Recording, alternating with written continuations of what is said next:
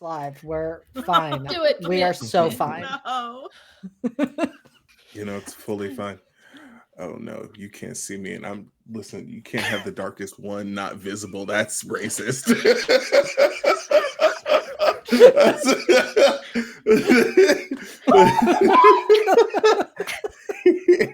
Hey that's guys, this is that's definitely a yikes. That is a big yikes. So we're gonna fix that. Thank you so much. Okay, maybe I can lower it just a little bit. Steph, you good? You good? Okay, great. Okay. There you go. Let me see. Oh, we're Q, gonna I fix love this. you We're so gonna much. we're live and in color. It's fine. All right, there we go. Better.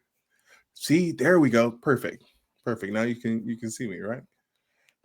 There we We go. can. We Face. can indeed see you. Hell yeah. We got there. Incredible. Elsie, are you good? Kian, are you good? I was just thinking about that reel I sent earlier about when you get a bunch of people with ADHD together. It's just That's it. That's the game. I mean, laughing, valid. having a good time, not crying. Not Not yet. crying. Absolutely not. Ooh. Hey, so when you say things like that, those things are hurtful. I mean, please continue, I guess, because fuck me up, fam, but also, ouch. Listen, I have never done anything wrong ever in my life. This is true. Okay. All right. Sure. Let's go ahead and stick with that lie. Sure, Jan. Mm-hmm. As JT regrets giving me the power and control to do a live from the apocalypse-esque intro on this channel. We don't know how to just jump into a game, but I do have things that I need to say, and it is not my usual spiel. So this is going to be a really good time, because guess what? I'm reading this, not for the first time. I read it. I promise you. Okay. However, I did not say those words out loud. So we're going to see if I can speak. So hello, everyone. Thank you. Thank you, Q. It's appreciated. I see Elsie and Kian judging me. That's fine. They are both allowed to do that. I was being mad. Someone else. I was judging. Kian is always judging me. It's true. And that's why I love them. All right, so yeah, I'm going to say words. Hi, welcome to Entropy Emporium. Thank you for joining us at the nexus of chaotic fun and creativity, where adventurers roll the dice and digital realms come to life. Embrace the entropy of our community as we celebrate the unpredictability of tabletop stories and dynamic worlds of video games.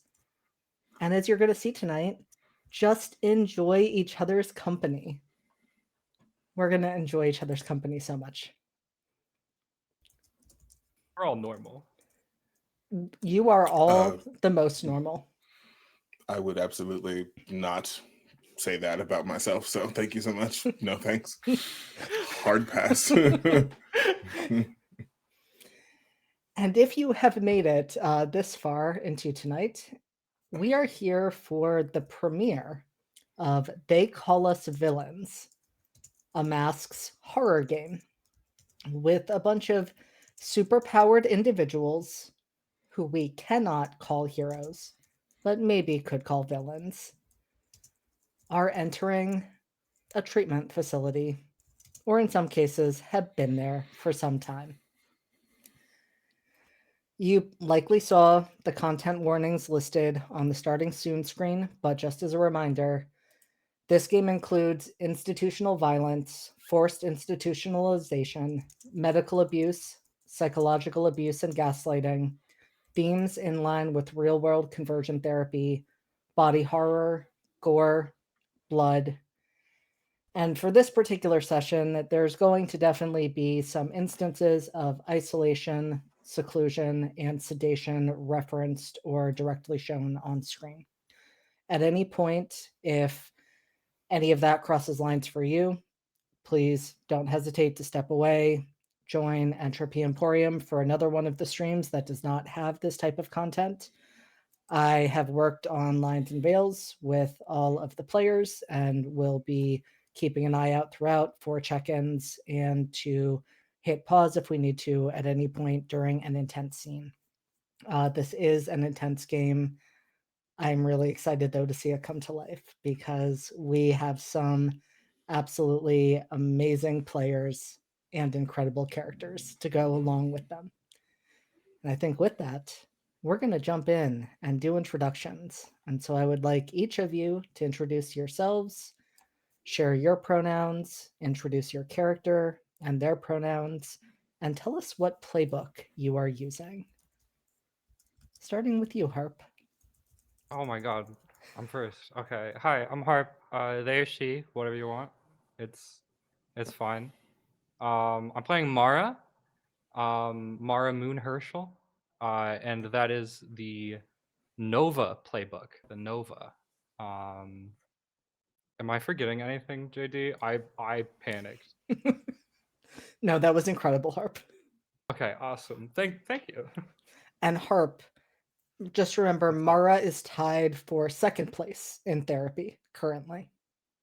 Okay, well, I feel like when you phrase it like that, it implies that I'm behind in some way, but I just got here. So, second place is probably pretty good, I feel like. I think it is, and I want you to know that.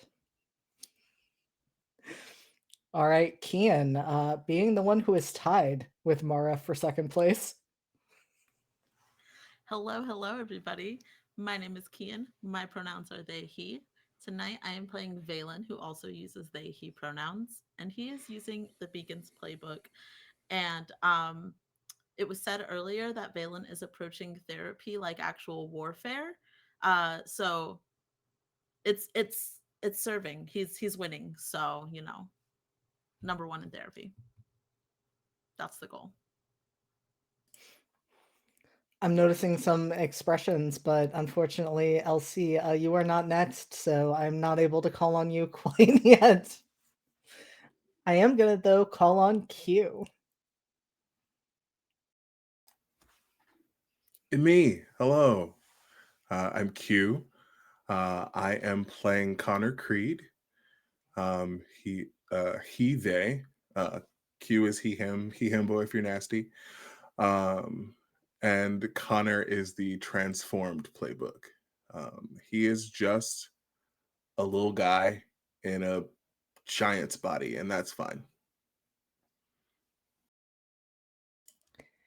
Q directly made this character to attack me and hurt me personally, which you will experience the moment that he talks. And I love that for both of us. All right, Steph, you are up next. Hi, I'm Steph, she, her, and tonight I will be playing Scylla Tarn. Also she, her, and she is the Doomed playbook. Don't worry about it. I realized I didn't mention where either Scylla or Connor is in terms of rankings in therapy. It's to be determined, so I wouldn't worry about it, even though you've both been here a long time. Scylla's not concerned. No, it's fine. And last but not least, LC, the person who is winning therapy. Of course I'm winning therapy. I'm the best at therapy. What are you talking about? I put in a lot of effort in training. So I am Elsie, and I will be playing Ellie or Ellie Ellison, who is the protege playbook. And I am currently winning therapy, number one in therapy. Q, why do you look skeptical? I'm winning therapy, Q. JD said it. I did. Okay. Yeah. Sure. Yeah. This is I'm doing the me best. believing you. Okay. Because Okay. you sound kind of skeptical up there, just for a second. No, not skeptical at all. I believe you. I believe me too. It's fine. I'm winning therapy. I'm doing the best. It's so good for me. Yeah. Yeah, the more you say it, the more I believe you, actually. That's so crazy. The healing process is really working. Okay, great. And last but not least, I am JD, pronouns he, they, and I am going to be telling the story, and I will get to play everyone else, which is a rather large number of characters for such a small space that we are in. And I think with that, we're going to jump right into the action. My players are shaking their heads at me because they know where I left them after we did group therapy together. Yeah. No, it was rude. Just to be clear, it was rude.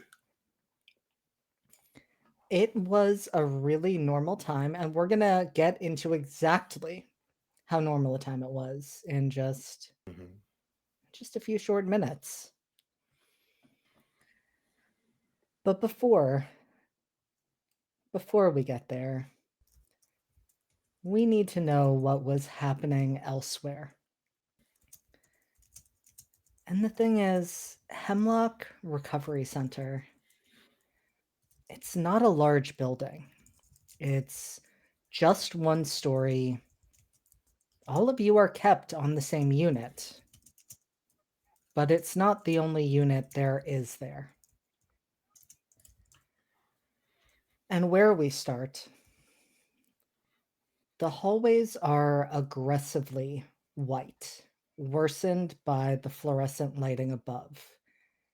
It's that type of fluorescent light that just flickers and glitches just a little bit, the type that, if you're prone to migraines, is great to set it off and casts everything in this sickly glow. We walk right behind a figure, looking just over their shoulder, past the chin-length blonde hair tucked behind their ear, as they make their way down the hall.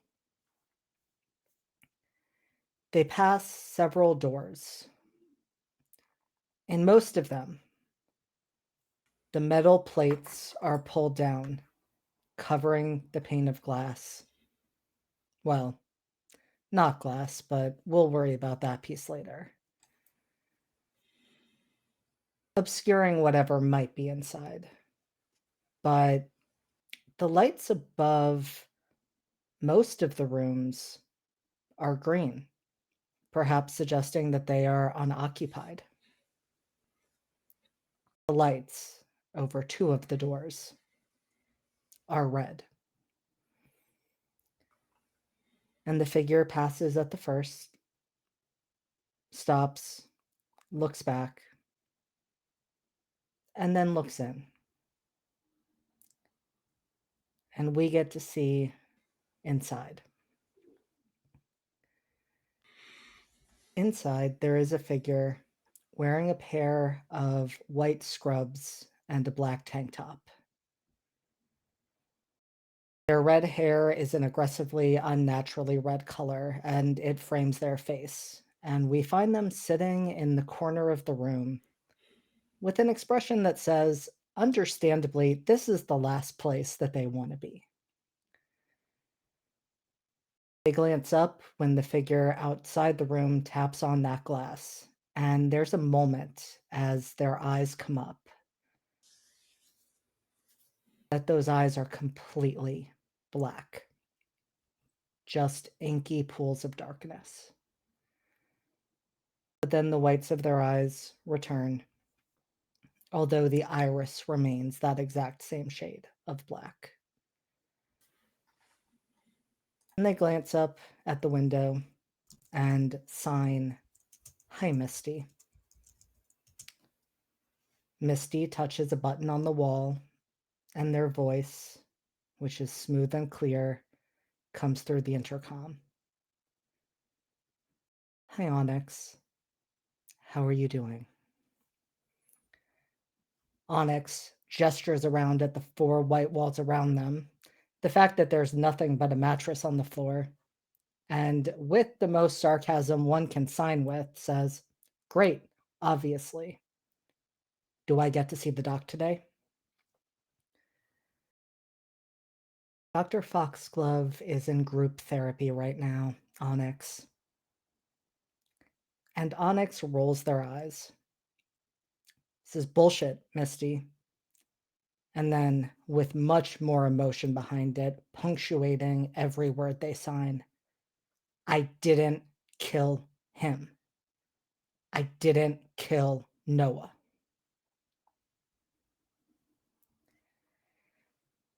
Misty sighs. I know that's what you keep saying, Onyx, but you know that we have to be sure. Memory isn't a definite thing, as you well know. And Onyx starts to respond when there is a sound that cuts through everything else. Not even a voice as much as it is a scream.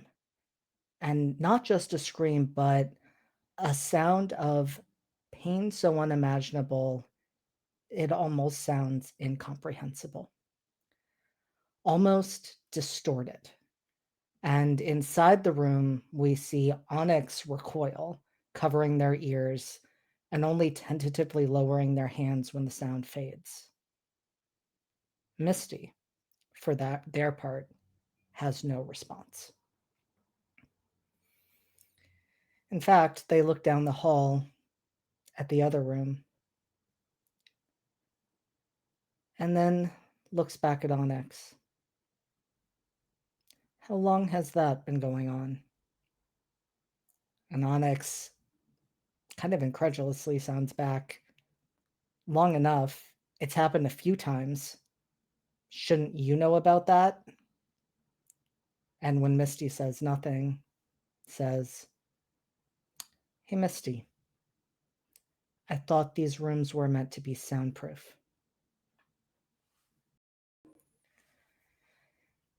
And Misty almost absent-mindedly responds, They are. Sleep well, Onyx.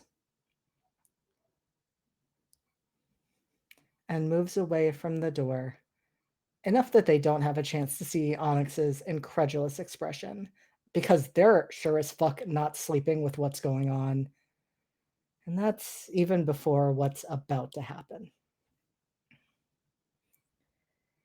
If this were security camera footage, there would be a moment where things glitch. The timestamp inexorably jumping ahead. The screaming continues. It is intermittent. It is maybe not incomprehensible. It seems to be a word, and it's echoing over and over and over again through walls that should be containing it. We now see Misty standing at the other door, holding a tablet in their hand as they look through the paned window. And inside that room stands a young adult around 6 feet tall, dressed in a pair of scrubs and a tank top, not unlike Onyx. His entire body is shaking uncontrollably, and the rainbow light that swirls around his arms and torso is blinding as he slams a fist into the wall again and again, clearly not for the first time. His hands are bleeding, several fingers look broken, and he keeps screaming that word. And then we see him drop to his knees, and he howls. And the walls literally shake. Misty steps back as someone comes to their side and asks, What's the status? They push their glasses up on their nose, glance down at the tablet in their hand. Energy spike, about 15 minutes ago. No clear precipitating factor. Values in the usual range? No, the numbers are fluctuating. It's not the usual pattern. How unstable is he? At this moment, Very. And as if to illustrate that point, a wave of rainbow energy crashes against the door. It was probably a mistake to take him out of sedation, but, well, but we couldn't find out more if he were sedated. The second person's fingers tap against the pane in the door. Keep observing him. If he gets any more self-destructive, we can sedate him again. Otherwise, hands and fingers can be fixed. Misty nods. Understood.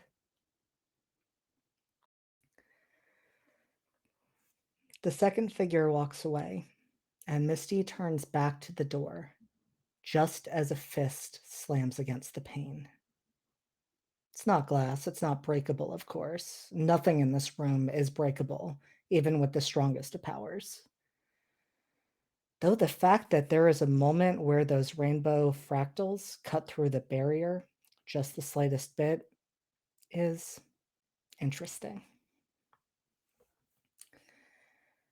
The fist lowers, leaving a smear of blood in its wake, and an eye that would be hazel beneath the swirling rainbow aura peers through as the boy snarls, "Where is my sister?" Misty makes note of that as the boy slams his fist against the pane again as though it might break, and this time screams those words. And there's a moment as the pane starts to warp, as the boy shoves all of his power towards it. And Misty looks unconcerned, because much has been the pattern before. The boy overloads himself.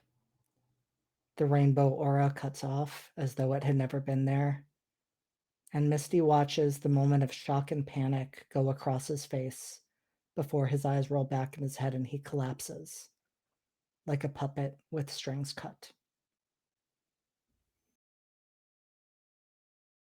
Except this time, he doesn't fall. His head goes back. His limbs twist at strange angles. And the lights in the hallway go out completely. The glow from the tablet in Misty's hand, the only light source left in this moment. Which means we don't see exactly where the darkness spills out from. But as the emergency lights come on, bathing the hallway in red as the alarms start, the space is filled with an ocean of ink, shadows pulsing beneath. And inside that seclusion room, the bent and contorted body moves, still suspended in the air. The rainbow aura back, but wrong somehow. The colors muted as though they've lost all saturation. And his mouth opens, and a voice that is not his own says, "It's time."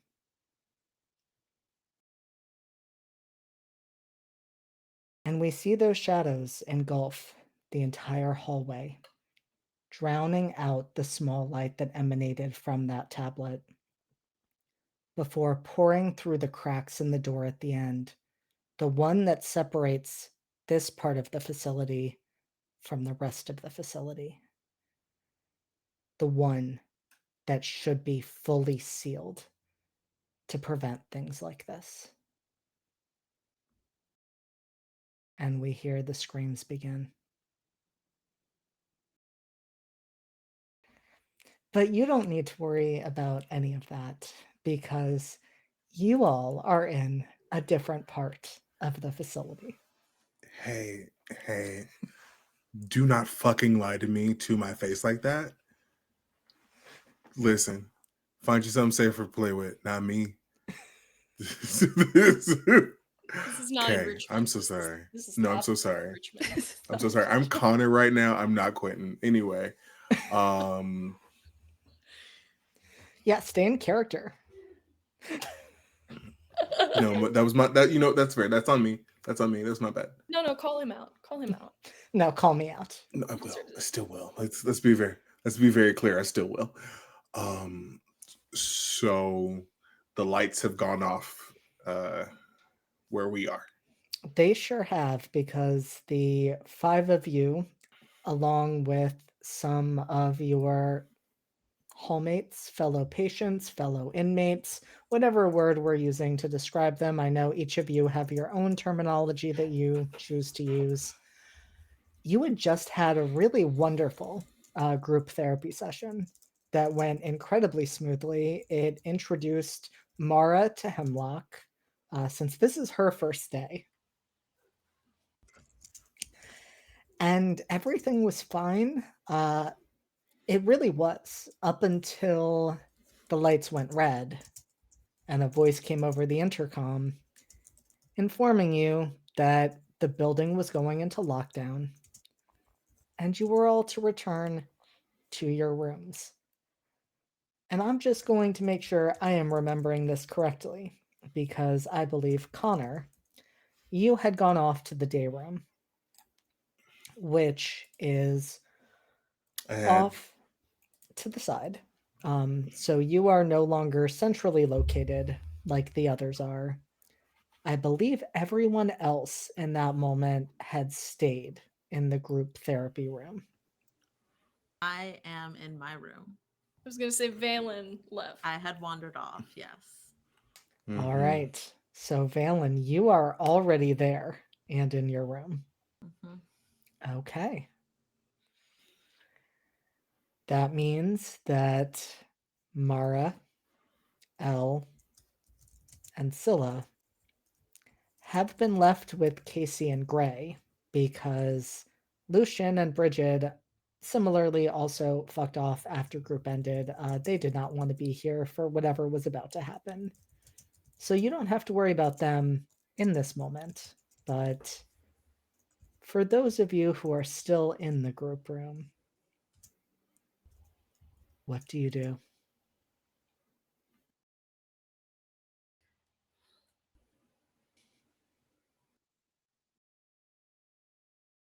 Okay. Okay. So it's not funny. I've been thinking about this for 2 weeks. All right. Where Elle left off, at least at the end of group therapy and the turning on of the lights and everything going to shit, she put her hand on Mara's wrist and said, "I'll take you to your room," because Mara has not even gotten a chance to go to her room. But like, okay, well, we can't like leave anyone behind, obviously, because that's not what training has told her to do. So obviously she has to make sure the other two get to their room, but luckily we're all on the same side of the hall. So she's just gonna like look at them and be like, "Let's go. Like we have to go." What to does the Elle room. look like? Right. Yeah. Let's start Right. there. I don't know. What You guys does Elle never. look like? And also Scylla is coming too, but I think Scylla would come anyways. I don't have to convince. Hopefully, I don't know. Okay, right. What do I look like? I am. I'm nervous.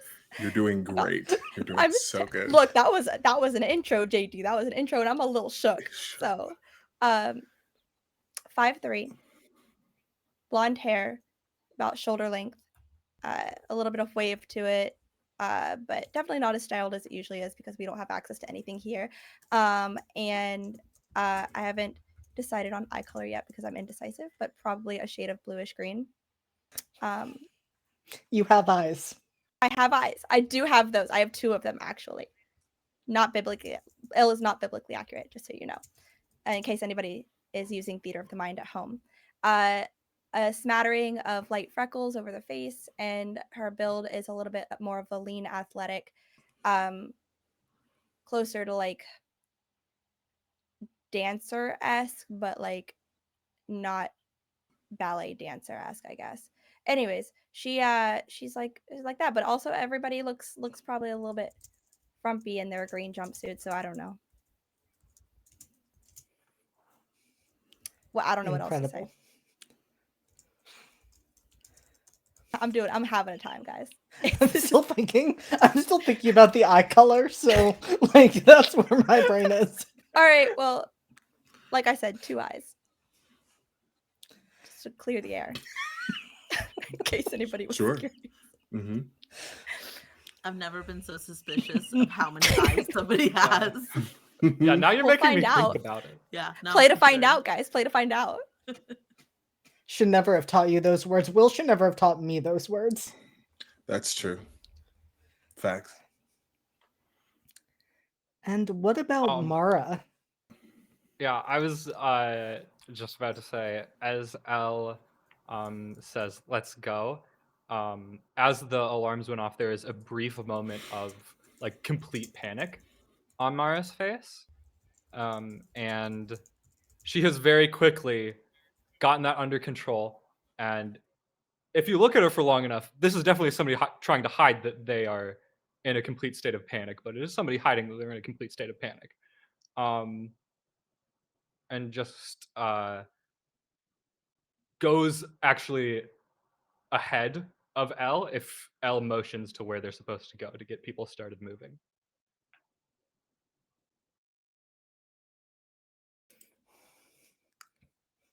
And Harp, I need to know how many eyes. Yes. Let's go. Oh, sorry. So Mara is, first of all, 2. But I'm not gonna make a big deal about it.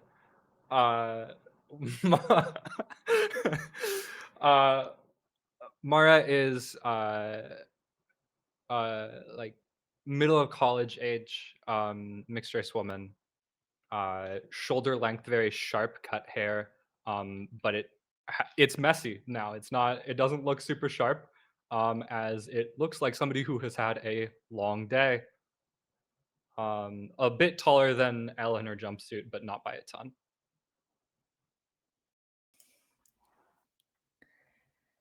And Steph, I do just need to know, where do we find Scylla? Is she still in the group therapy room, or has she already made a move to follow after Connor?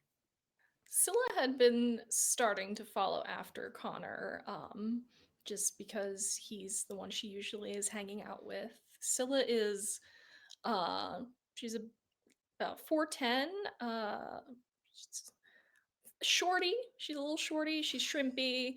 She's got dark hair, pale white skin, and there's just the coloring about her seems almost like kind of pallid in a way, except for her eyes, which are this sort of unsettlingly vibrant turquoise. And there are patches of skin on the back of her hands, and other areas of her body that are a similar shade of that blue green, almost like crystalline or scale like. No one's really sure what it is, but it's very shimmery, and she's just kind of was wandering after Connor, but then the alarm sounded and she's no longer wandering. She's just like, I have to get Connor, and starts booking it to where she knows he hangs out. Incredible. And as we pan over this tableau, where do we find Connor? Q. Connor is in the day room in one of the chairs. Okay, hard to say in one of the chairs, because he's a very, very large man.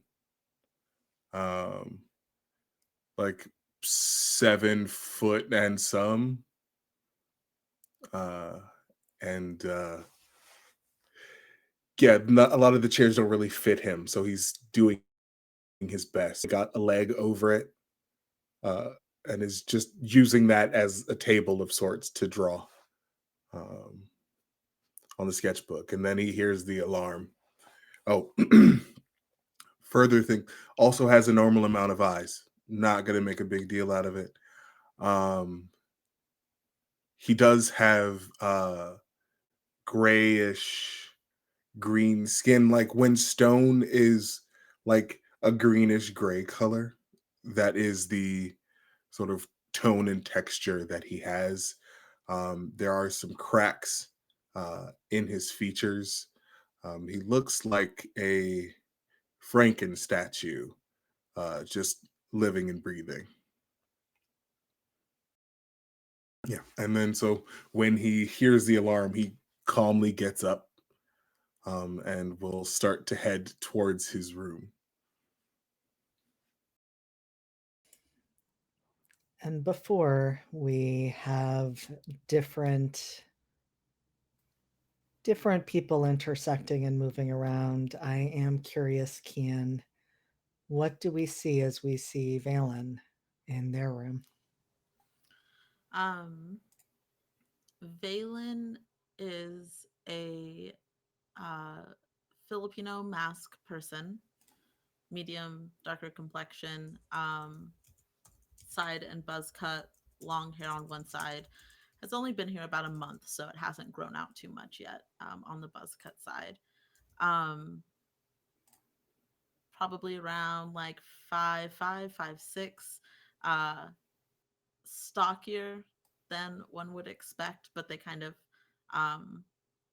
when nobody's around, they kind of hold that a little close, so they look a little smaller now that they don't have an audience, and the lights have gone out.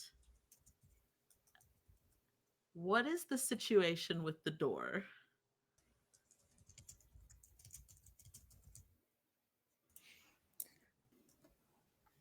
Dealing with a tech question, but to answer your question, Kian, the situation with the door is it is still open. It has not shut and locked yet, even though you are inside. Okay. I assume that there's nothing that I could grab to wedge to keep that door open in case it does decide to shut. You could certainly try. If we're trying and I don't have much time, I will use my body and I will just run forward and put myself between the door and the wall and hope that it does not shut. All right. I love that choice. Incredible choice. So If you cut me in half in the first half hour of this game, JD, we're not going to be friends anymore. Just going to say it now. Look, Harp did say Final Destination L in the group chat earlier, so That's I'm true. just saying Valen That's could true. also be on the table for that. As long I as there are mean, no you logging all could be on trucks. the table for this, you know. It's I Final want to be off Destination. the table. I want to be under the table. That's not what happens when you're winning therapy, Elle. I think if I win therapy, my prize is I get to choose where on the table I am. That is a sentence that you chose to say. What? Like on the table, off the table, under the table? I don't know. I'm going to stop talking again. I'll No see. need for this. I adore you. There's no need for this. I adore you as well. It's fine. All right. So we're going to start with one, navigating some tech issues that are happening, but two, keeping an eye on the four who are moving out of the group therapy room. Scylla, you have run on ahead.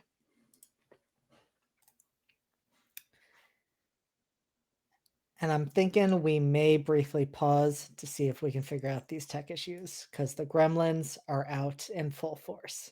So before we go any further, we're going to leave you on this fun cliffhanger Oh boy. of will Valen get cut in half? Wow. How much will Elle sacrifice? Vote in chat right now. That's absolutely correct. Sticker. We'll be right back.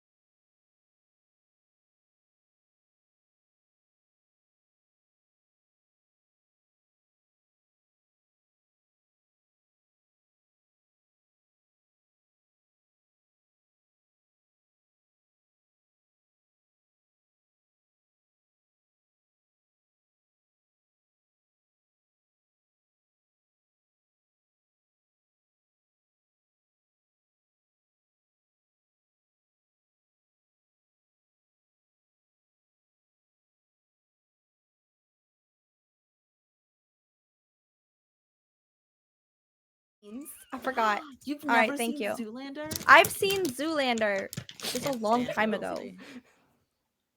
God damn it. I mean, I had to take us back on that. Yep.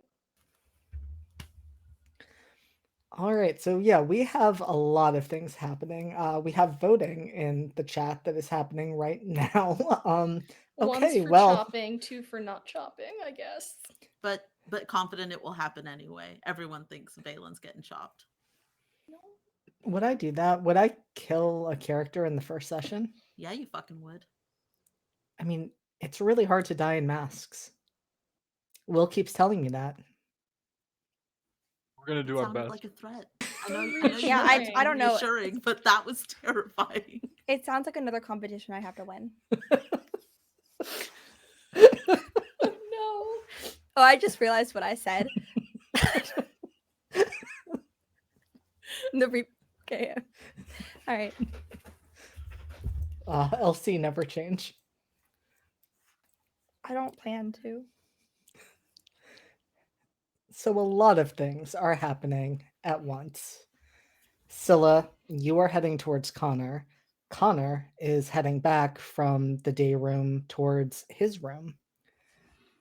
Mara and Elle. Mara has stepped ahead. Elle, you have been trying to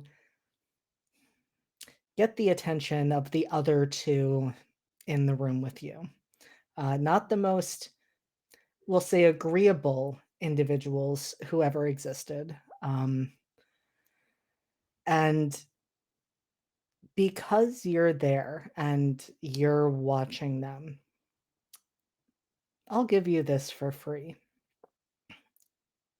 You notice that there is a look of panic that passes between Casey and Gray. And Casey, I think it always surprises you when you remember this, because Casey is actually the shorter one of the two of them. Neither one of them is small, but Casey's about 6 feet, pale skin, dark hair, wearing his uniform half off in a way that he's not supposed to, because of course he is. But Gray is actually a head taller than Casey. Gray is easily 6'4", his short cropped blue hair, dressed more appropriately in the uniform than Casey is, but they look at each other and you realize, unlike all of you, they've seen something like this happen before, because this has not happened in the past 6 months.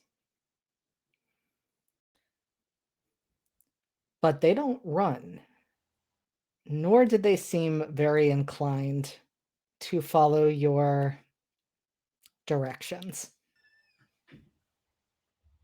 That's par for the course. Shit. Okay.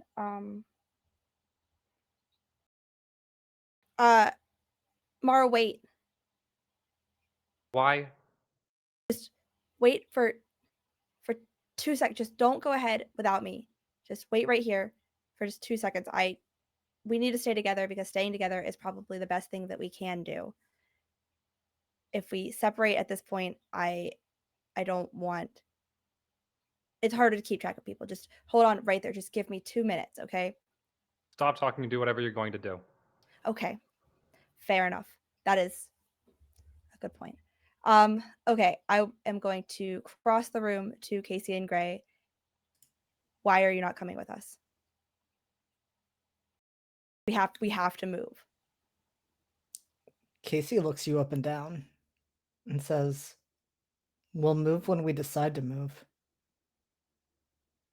Well, clearly, okay. All disagreements we have aside, Casey, now is not the time to be a dick about anything. What is going on? If you know something is going on, then what is going on? Otherwise, something is going on and it's bad and we should go. Yeah, we're in lockdown. They said it. Oh no, what part you're not getting, Elle. Just go off to your room. What does lockdown mean then, Casey? It means bad shit is happening, Elle, and you probably don't want to be out here. So then why I are don't think you could handle it. staying out here? Excuse. Jesus Christ. I'm staying out here because I can handle it. Well, that's a choice considering someone just died, but I'm sure you could handle that too. And I'm not dealing with this. I am not dealing with his shit right now. And I'm going to look him directly in the eye, and I'm going to look Gray directly in the eye, and then I'm going to go tomorrow and I'm going to say, let's go. How many eyes are you doing that with? How many I eyes, have Elsie? two, and they have two. And they have two. So I do it with my 2 eyes twice for 4 eyes. I think that's right. Okay. There were 6 eyes in that equation, and somehow you fucked it up. No, I have 2 eyes, and then they both have 2 eyes. So that's 4 eyes that I'm looking at with my 2. I'm not doing eye math right now. I'm gonna go to my room with Mara. Elsie, I'm crying. Good. I'm so glad that the first person to cry on your stream of masks is you. So I'm winning. fuck. See? Shouldn't have said nothing. Shouldn't have said Shouldn't have shit. said nothing. Damn. All right. I'll cry next time. You might cry this time. Who knows? No. All right. And so Gotta get Mara. Yep, you've left Casey and Gray. You are heading down the hall with Mara. Mhm. Valen, you are standing in the door. Scylla, you see Connor coming down the hall. They look unhurried. Oh, good, you're okay. I wasn't sure if whatever bad thing is happening was happening where you were. So that's really good. You want to walk back together?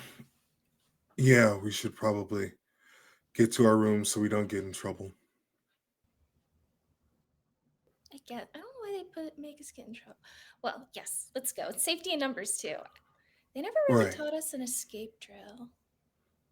There's not an escape drill. We're not supposed to leave. Well, I mean, basic fire safety. Oh, Think you can hide under a table? I can't. It's too big. I mean, I'd just hide with you. I wouldn't leave you behind if there was a fire. Don't be silly. Right.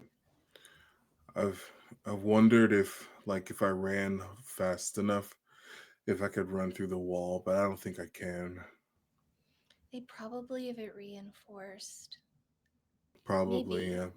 We could try to bite it and find out. Yeah. Hey, JD. What's up? What are the walls and floors made out of?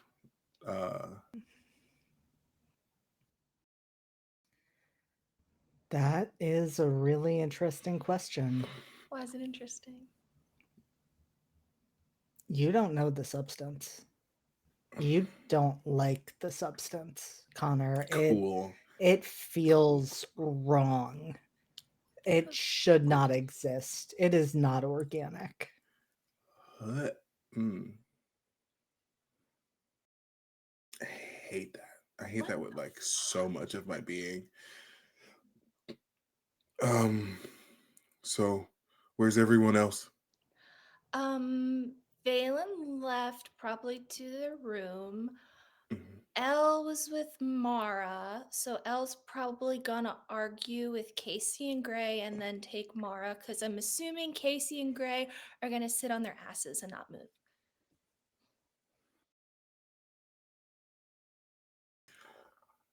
Or try and be part of the chaos. That too, yes. They're very good at that. Yeah. Yeah, I don't want to be a part of that. So I think we're just gonna go to the rooms. And I think Lucian and Bridget already went to their rooms too, so just the rest of us. Okay. Well, hopefully we'll see them when we get further down.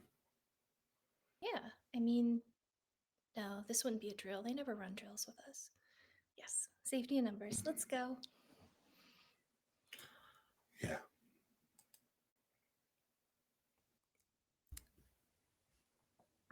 And there is a lot of passing of one another as this unfolds, because of course Mara and Elle are heading towards the rooms on the left side of the hallway. The rest of you are either in rooms or heading towards rooms on the right side.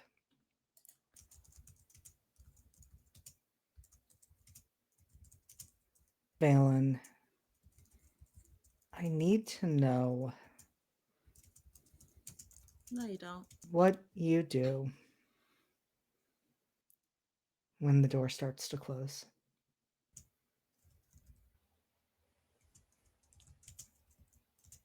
Do I have time to see if the other doors are open or closed? All of the doors appear to be closing at once. And you can hear the others out in the hall.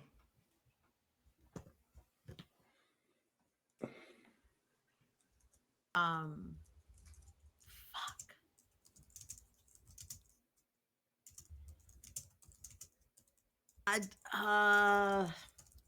Valen's gonna pick a fight with anything. I will try to stop my door from closing. Interesting. Yeah, my boy's an idiot. Interesting. Okay. This is a role I could not have foreseen or remotely predicted, and I love that for us. I think I'm honestly going to have you roll with danger. Okay. Okay. I have -1. I'm just gonna randomly pick my dice. Is it combining or highest? Combining.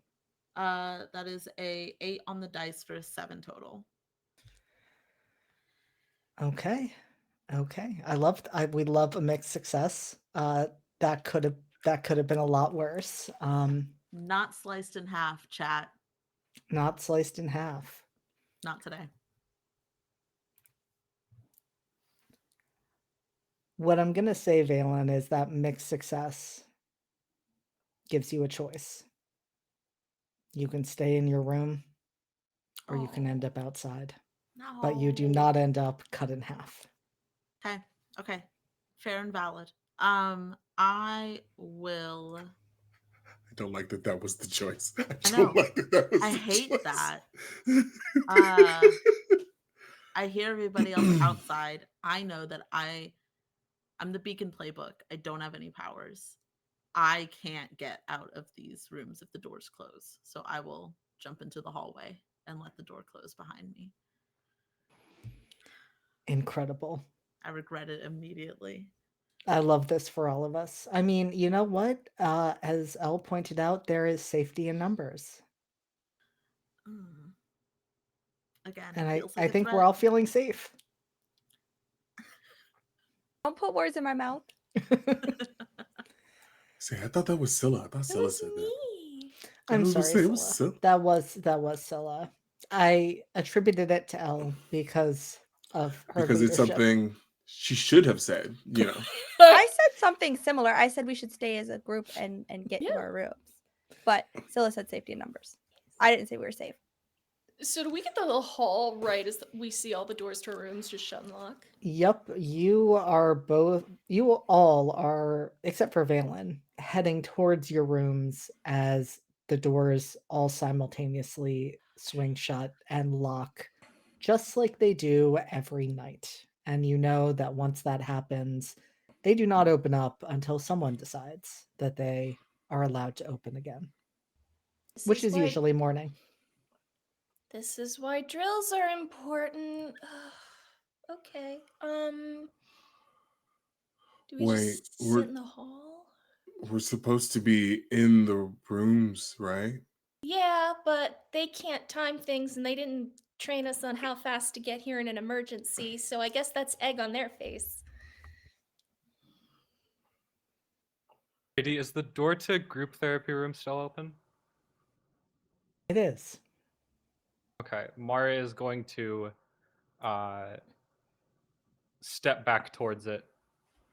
Might as well take some more time to chat, huh? Yeah, that's weird. And doesn't seem right. Not the chatting, just the doors shutting before we're even in them. So, yeah, let's go back to the main room. Do we see Ellie and Mara? You certainly see them. Yep, Okay. they are. Hi. You're coming down the hall towards them, planning on having gone to your rooms to see all the doors shut. They have been heading in the opposite direction to do the same, with Mara Okay. now stepping back towards the group therapy room. Gotcha. You would also see Valen, who has been yeeted into the hallway. Mhm. Tries to quickly compose myself. The fuck is this?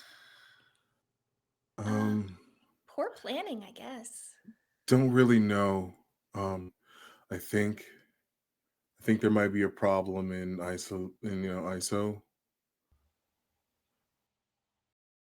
What why an ISO? Why are we Because I can see everyone else here. Right, and I saw the others go to their rooms. JD, can you remind me? I think that did one of the doctors say that they were headed to ISO?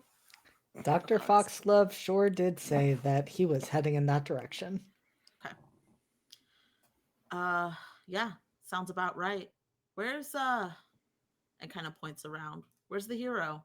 Shouldn't she have something to say about this, something to do, some kind of guidance that she wants to give us?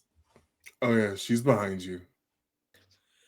Shit. That seems Valen. appropriate. I turn around. Hi, Ellie. Hey, Any insight? I have not been here for a drill like this. Drill or Cool. real, unclear.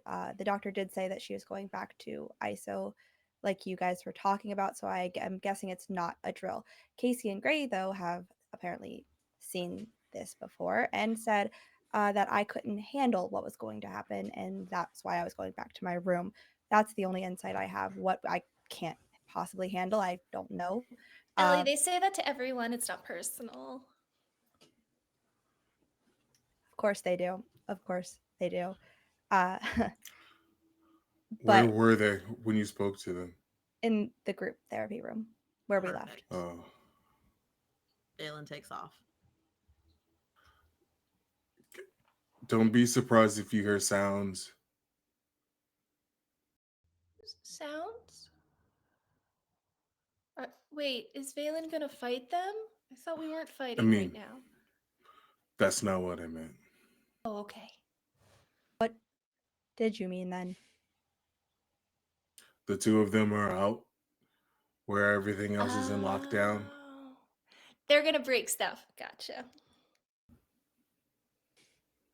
Yep. Chaos. just gonna put Scylla on my shoulder.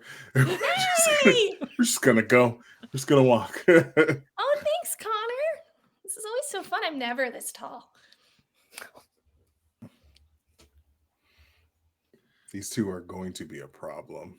They sure are. Yep. Yep. And you're welcome, truly. You're so cute. Love them. And so I just need to know, Connor, where are you walking with Scylla? We're going to head in the direction of the therapy room. Okay. And then if that is, that's a rockin', we're just gonna keep on walking. And so we currently have Mara, Valen, and Casey and Gray in the group therapy room. Mara, you were closest, so when you come in, the two of them are standing pretty much where you left them, in the way that you've seen them interact.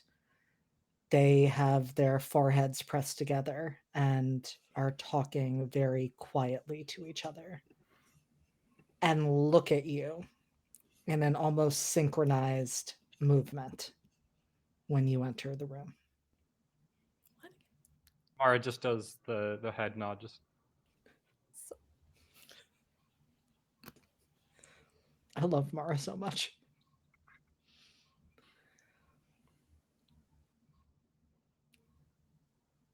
Casey does speak up when you enter and says, "What, you got more information to give me, new girl?" no. Somebody spent too much time chatting with you, so I wasn't able to get into my room. Jesus Christ. Damn! Snipe me, and I'm not even fucking there to defend myself. What the fuck? Where's the sniper of the group? Jesus Christ. Am I interrupting something? No, nothing to interrupt. Sounds good. Mara is going to sit down in one of the chairs on the other side of the room from Casey and Gray.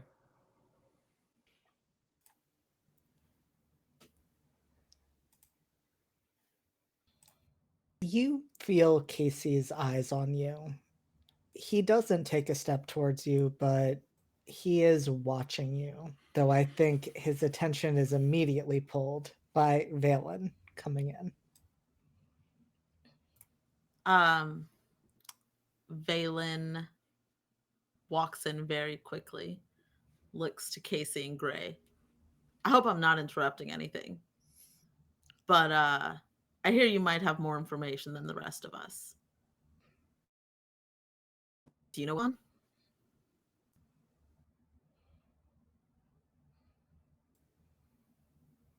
I think it surprises you, Valen, because it's not Casey that responds to you. No, It's no, Gray. no. And they take a step away from Casey and say, what's it worth to you? You want information, what's it worth to you? Well, looking around, you're trapped in here with all of us. So I think it'll help us help you get out, which I think is what both of you want. Seems like a fair trade to me.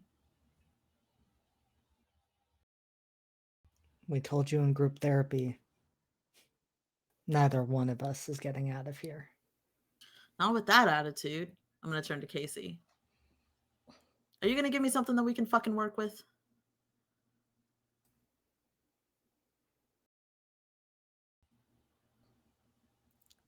I want to know exactly how you think you could have any influence in getting the two of us out of here. I don't think you can get yourself out of here, Valen.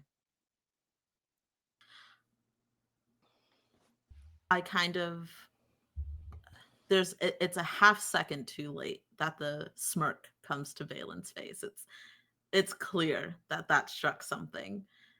I would think to Casey and to Gray and anybody else who's paying close attention before Valen says, "You have no idea what I know." And I think that's the moment that Connor and Scylla walk in. Oh, wait, Connor, stop in the doorway. I can try to figure out what the walls are made out of. Don't lick it. No, I was gonna bite it. Don't bite it either. It doesn't feel good. It doesn't? No. Like like a lot of stone. Like it feels normal and natural. Even concrete feels a little weird, but I can handle it. That feels wrong, so don't bite it. Wrong. Okay, I Yeah, don't want to worry you, so I won't bite it. thank you. I mean, you can bite my arm if you want. Maybe later. It's an emergency right now, but Okay. thank you. I really appreciate you Okay, offering. no problem. I'm gonna duck down so we don't hit anybody's head on the way in.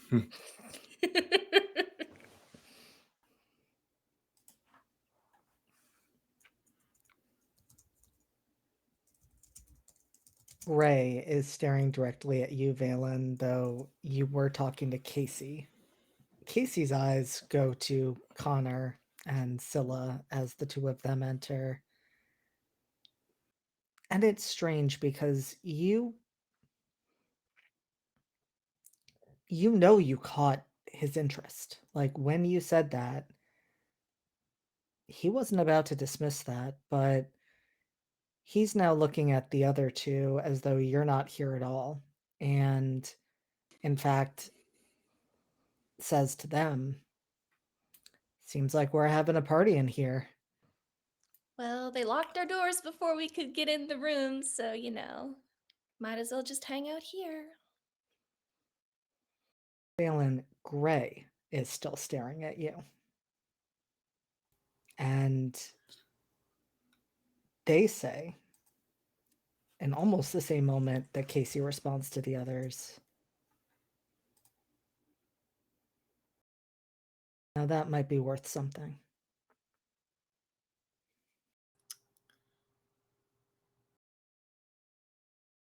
They're so creepy. Casey and Gray are so unnerving to me. They're a lot. Yeah. No chill. I think. Sorry, go ahead. I was just gonna say Valen, looking at Casey, just nods once and will kind of step away to open up the circle to the rest of the group. A party indeed.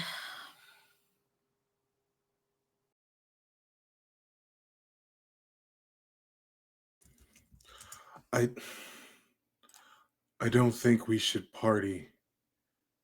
I don't know what's going on, but it's probably serious. Oh, but I miss parties. I've never been to a party. What? That I can believe. Scylla, you partied? Well, not what well, I mean with my family. Got it. Those kind of parties. Okay. Yeah, a party. All right. Yeah. I mean, I went to a birthday party once. Your birthday party. No. I need to give you a birthday party, Connor. No, it's okay. No! It's not Okay. okay. You should have a big party on your birthday. This is Scylla, so we sad. should worry about making sure we're okay after whatever's going on here first. But are you okay? Yeah. I'm fine. It's just head pet. Just reaching up to I'm gonna have a birthday party for you. Well, Okay. we got to get out of here first. Is Elle coming to join us? I was about to ask, where is Elle? Elle was last coming into the room and is like hanging in the general vicinity of the door, not like right up in the frame, but last to come in, making sure everyone is in the room and vigilantly looking over her shoulder, because it wasn't so much that you can't handle it that bothered me, or me being Elle, but it was more so like it also bothered Elsie. It was more so like something is probably going to happen and has her on like full alert as to there's no reason they would say that if like obviously something is about to go down.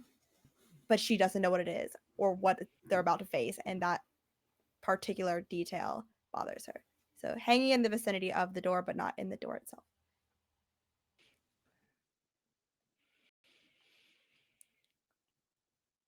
Okay. I think a number of things Oh, great. happen very, very quickly. And I would like anyone who is interested to roll assess the situation.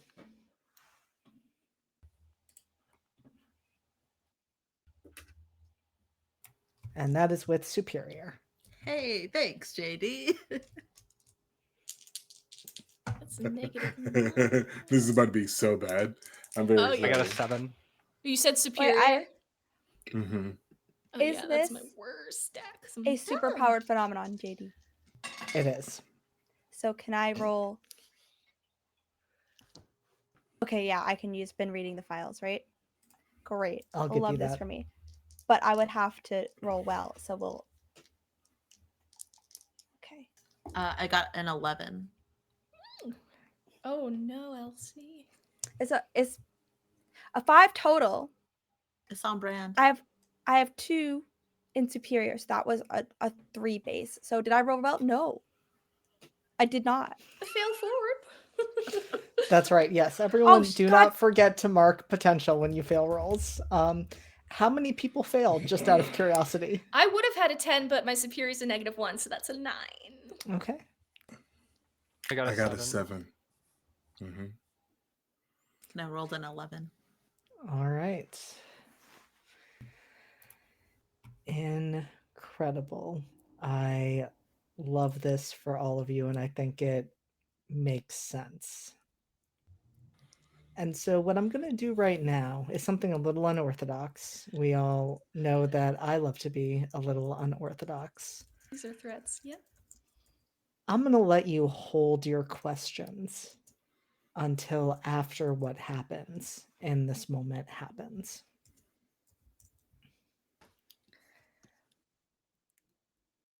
And what I think happens is, Valen, you were trying to wedge your body between the door earlier, and you see Elle standing where she is. And you're the person who realizes, you're not sure what, but something seems off. It doesn't make sense because this is a normal, like, wooden door. This is not a room that is sealed.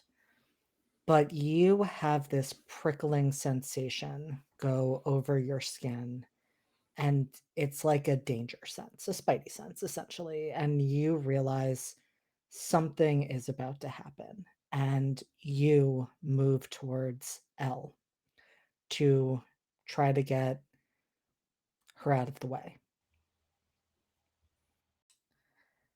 The rest of you stay in the room. You recognize something is changing. You hear screams starting. You hear the heavy sound of metal falling. And then there is a blur of movement as Gray flings themselves at Valen, because Elle is already clear. And Valen, you have enough time to see there is something dropping from the ceiling directly at you before Gray essentially tackles you out of the way and into the hallway where Elle is. And you can't see this because it happens too fast. But Gray turns, goes to run back in the room because super speed, he can do that. But the door has dropped too much. And you see his body slam into it and him thrown back with sparks flying everywhere, leaving his bloodied body out in the hallway with the two of you. And Casey, Scylla, Connor, and Mara trapped in the group therapy room, a barrier between you. And So on is it- that note, we're going to take a break. What? Excuse the fuck out of me. What do you mean? God. Is it like a solid metal, or is it like, can we see through it, or is it You just can see fuck through you? it. It is Oh, clear. suffering. Yep. Awesome.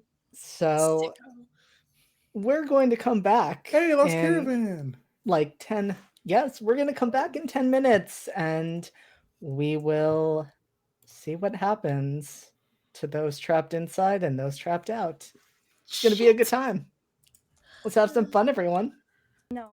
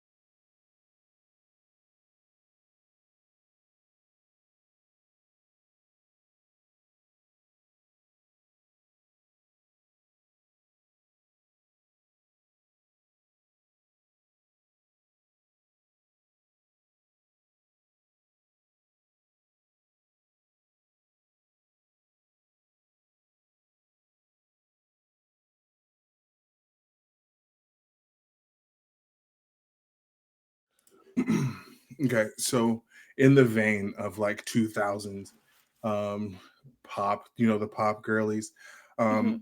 my mother had us listen to the R&B station, gospel, and Radio Disney. That was our bread and butter. Disney. Um, so I don't know if any of you had this issue. Christina Milian, right? That name Yeah. for the longest time, I thought it was Christine Milian. No, it is Christina Milian, which it's a small difference, but it's a big one if you really think about it. And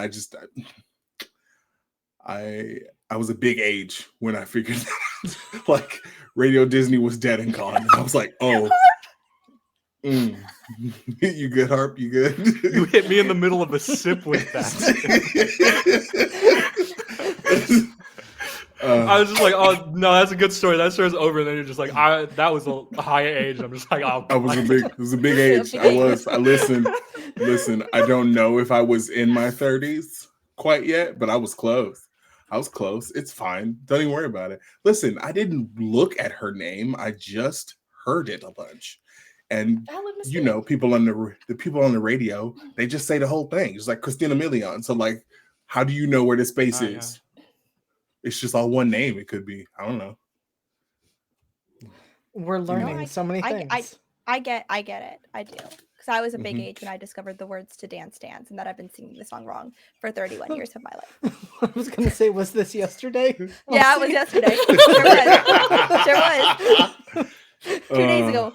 2 days ago, actually. Yeah, we talked about that song. We did. I've been singing the words completely wrong.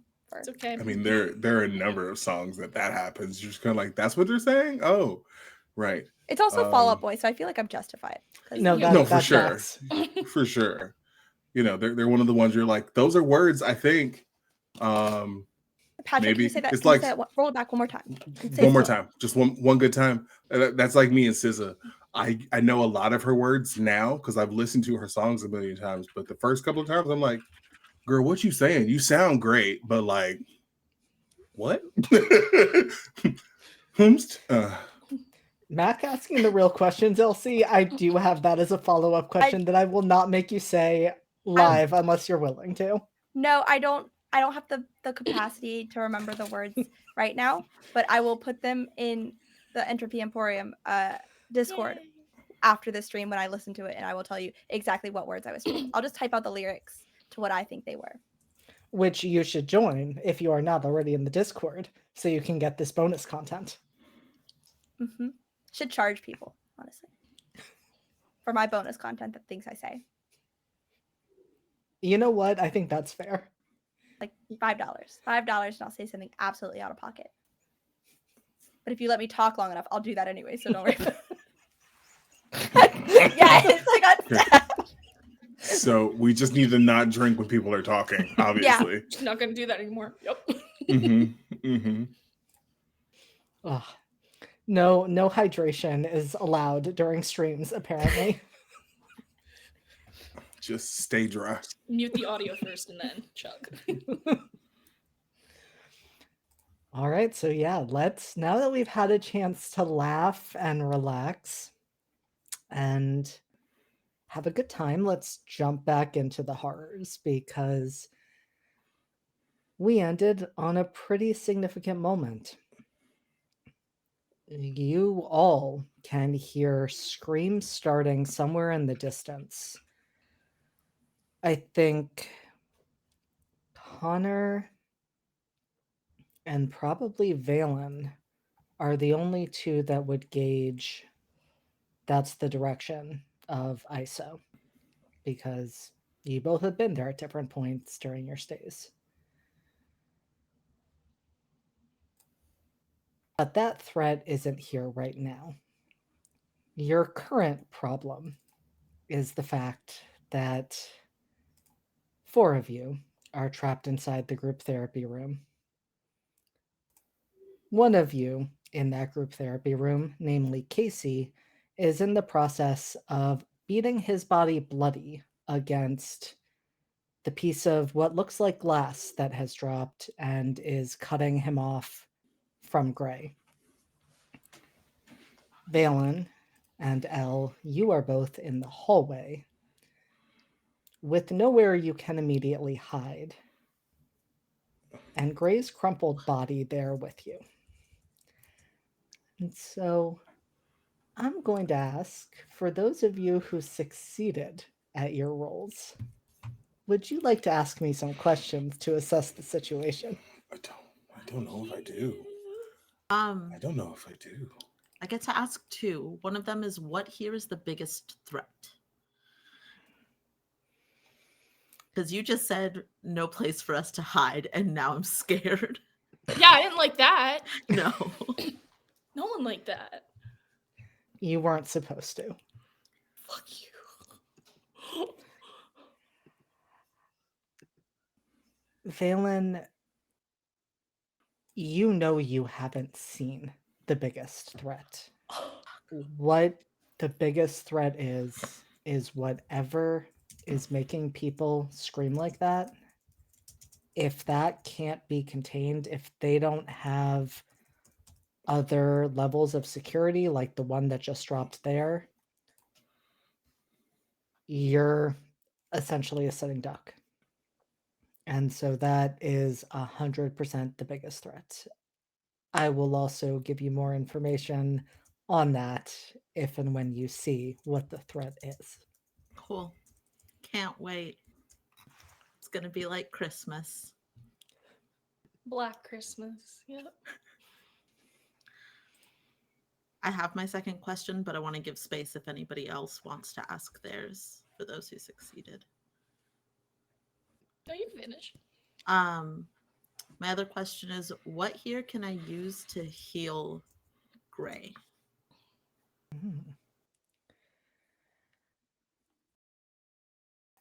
That's a good question. And so you would know, Valen, you've gotten into enough fights since you've been here that there is a med bay. And you're not 100% sure if that door is still open, but you know that the group therapy room was open. You would guess it's at least worth checking that space out and seeing if you still have access or can maybe get access in some way. Okay.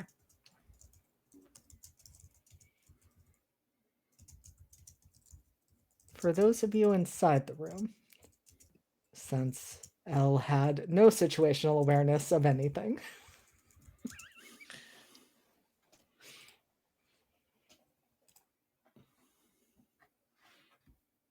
How best to get access to the hallway again?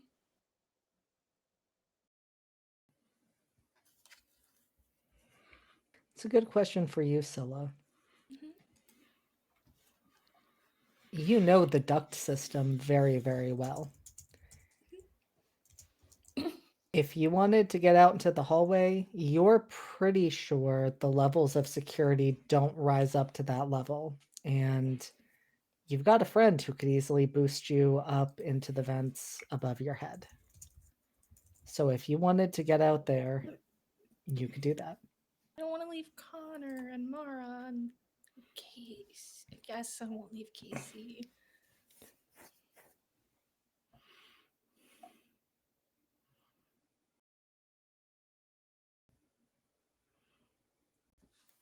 I only had the one question, so. Oh, We'll leave I you to also only ponder have one that. question. I'll toss the ball over to you. How could we best end this quickly?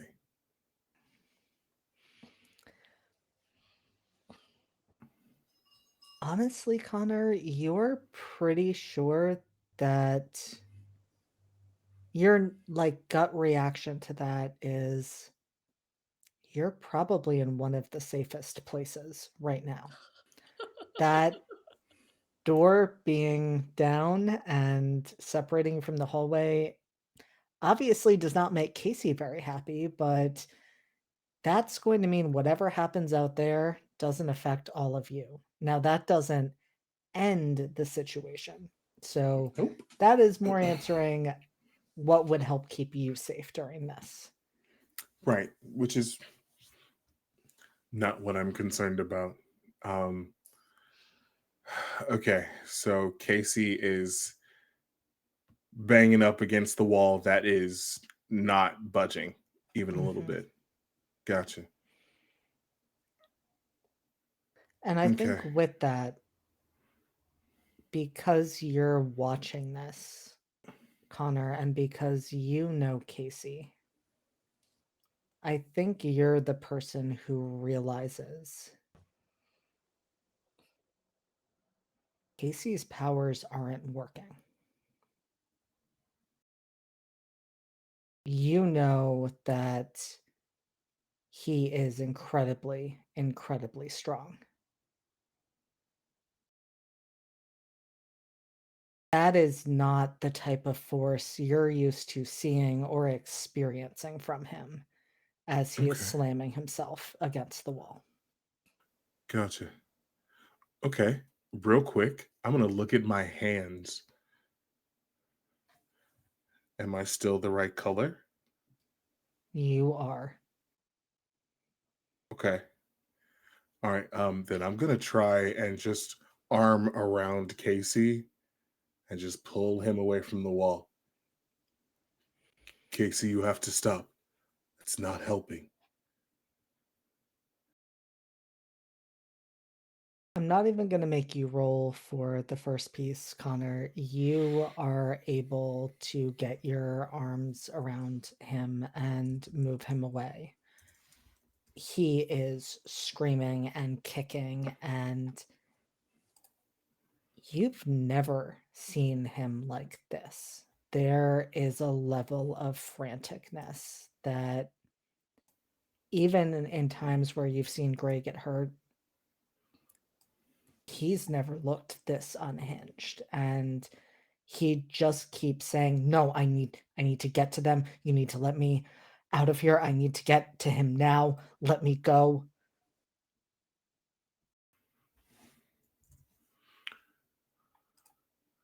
Casey, listen to me. Your powers aren't working. You need to calm down. We will figure this out together. If you hurt yourself, then you're both injured, and that doesn't help anyone.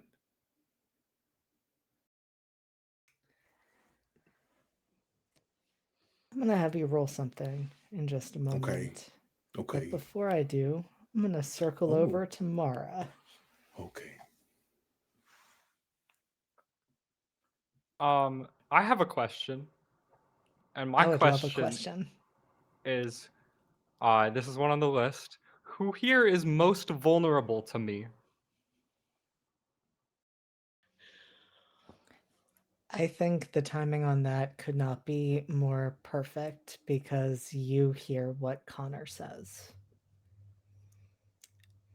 Casey is the most vulnerable person in this room if he has no powers. Mara is going to get up and calmly walk over to Casey and Connor. You two should lie down on your backs. What?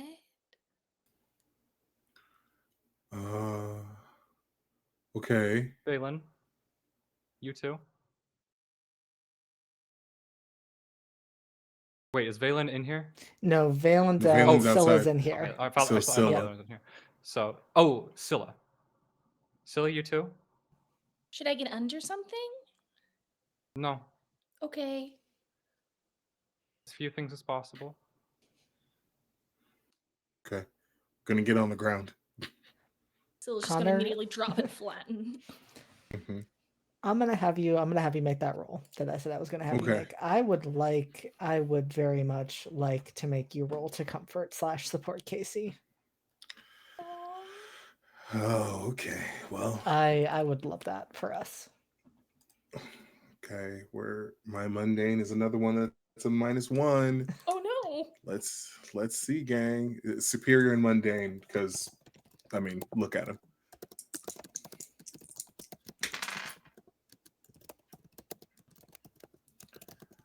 I'm gonna go ahead and mark an experience. I'm gonna mark a potential. Oh,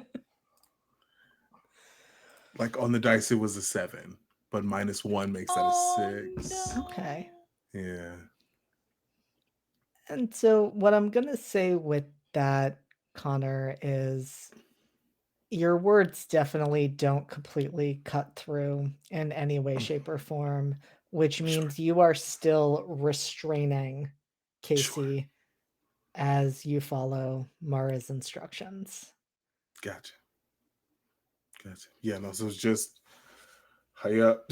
We're just on the floor with this thrashing little twink. It's fine. You didn't have to come for Casey like that. You No, didn't he have to do deserves that. He deserves No, it. I did.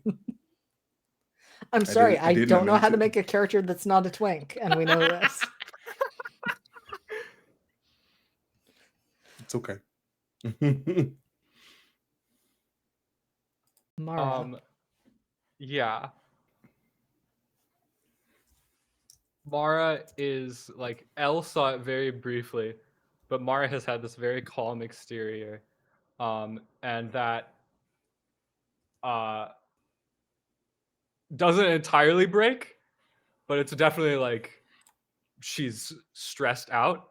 And I am going to flavor this charge of like charging my powers as the Nova, as everything in this room gets like 5 times heavier. Like if you're on the floor, it feels like you're on like a roller coaster that is pushing you up. I love this for And you. I am going to charge up my powers. I could not be happier. Really strong punch. Sorry, just cool combo ideas that just came into my head, which would be great if we survive. Team combo moves. Fucking gravity punch and I'm not gonna kill you in Wait, the So first hard to die session. in masks, as Mhm. Will has Um, said to JD. I am going to hold to burn and mark 3 conditions. Incredible. Which conditions would you like to mark? I am going to go afraid, hopeless, and insecure. Mara, I have to know. I mean, you out of everyone, you've had a fucking day. And I'm wondering what it feels like to activate your powers after what just happened in the lab less than 24 hours ago. Not great. This is not like she's trying to do something. This is she's panicking. And has just watched somebody brutalize themselves on a pane of glass. 2 people, really. So yeah, I mean, it's not anything like liberating or empowering. It is she's completely stressed. How much do you care about the effect this could have on the 3 people in the room with you? She cares. She doesn't want it to happen. But I don't know if she thinks she can do a lot about it at this point. That is fair. And so inside the room, we have the force of gravity pushing down on those of you who are now lying in there. We're going to move away from that for a moment to move into the hallway.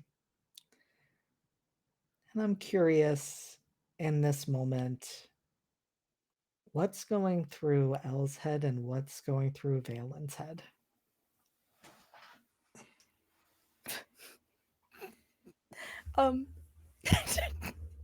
It's okay. Kian and I just had a conversation about this. Yeah, Um, what's going through Elle's head, Elsie? Elsie's head has clown music playing. Elle's head is trying to wrap around what just happened because it happened very quickly, obviously, because Gray has super speed, and now they are on the ground and bleeding, and I'm alone with Valen, who doesn't have abilities, and the other person with abilities is on the ground, incapacitated, and we're out here and they're in here, so it's greatly outnumbered. It's just me. Instinct goes to check Gray's pulse immediately and does not think about the ramifications of skin to skin contact. It is an automatic check to see if they're dead, and that is more important right now in her head than anything else. What does it feel like when Elle comes into contact with someone who has powers? It's like a shock, almost like a static shock, and it just like from there like runs up the arm, like following on basically whichever portion is touching that other person. It's like follows a nerve ending almost. So in this case, it'd be like the two fingers checking the pulse, both of them running up the arm, and then it kind of just becomes like diffuse. It starts very focal and localized, and just diffuses across the rest of the body. And I think it would vary based on the kind of power and like the strength of the power, I guess you could qualify it as, because stronger would be probably a lot more stronger of a static shock, and this is, I would say, medium. Um, but It's actually non-existent. what You don't feel any of that when you go to check Gray's pulse. They have a pulse. They are still alive, but Okay. you don't feel that at all. And I think it likely takes you a moment because you weren't even thinking about the skin to skin contact. And it's only when you feel that reassurance that he's not dead that you realize you should be feeling something that you're not. player question, is that on his end or mine? Like, whose powers aren't working? I don't know. Touch Valen and find out. Why would I do that? Why would I do that, JD? Wait, doesn't Science. Valen not have powers? Valen does Science. not have any powers. Valen So does it not have wouldn't, powers. it would work, right? Mysteries to be solved at a later Wow. date. Oh Play to my find out. God. Play to find. Okay. Okay. He has a pulse. They can they hear me through the glass? You're not certain, but you could definitely try. Can I hear Casey throwing a fit in there, a temper tantrum? Throwing a fit. You could you could hear like the muffled sounds Okay, of so his body hitting the glass. Yeah. okay. On the gut instinct to not alert whatever could potentially be coming from us, because I think we can hear the screams too, right? Oh, you can hear them a lot more clearly. To not potentially alert whatever is causing those screams, Elle's gut instinct would not be to yell as loud as she can, just so they could hear a muffled version of what we're going to do. And then turn to Valen and be like, do you remember if anything is near enough that we can get ourselves to any door that could be open? Best guess would be the med bay. Okay, then we should head that way. Does With Gray Gray. seem movable? Or are we going to really fuck him up if we try to drag them around? I have telekinesis. I could levitate him. That would Potentially be a valid have way it. of I don't doing know it. if I have powers Yeah, right now. no, that would be a valid way to do it. I'm going to get to that in a second. I do want to ask before then, Valen, what are you thinking as you see this situation in front of you and the options ahead of you?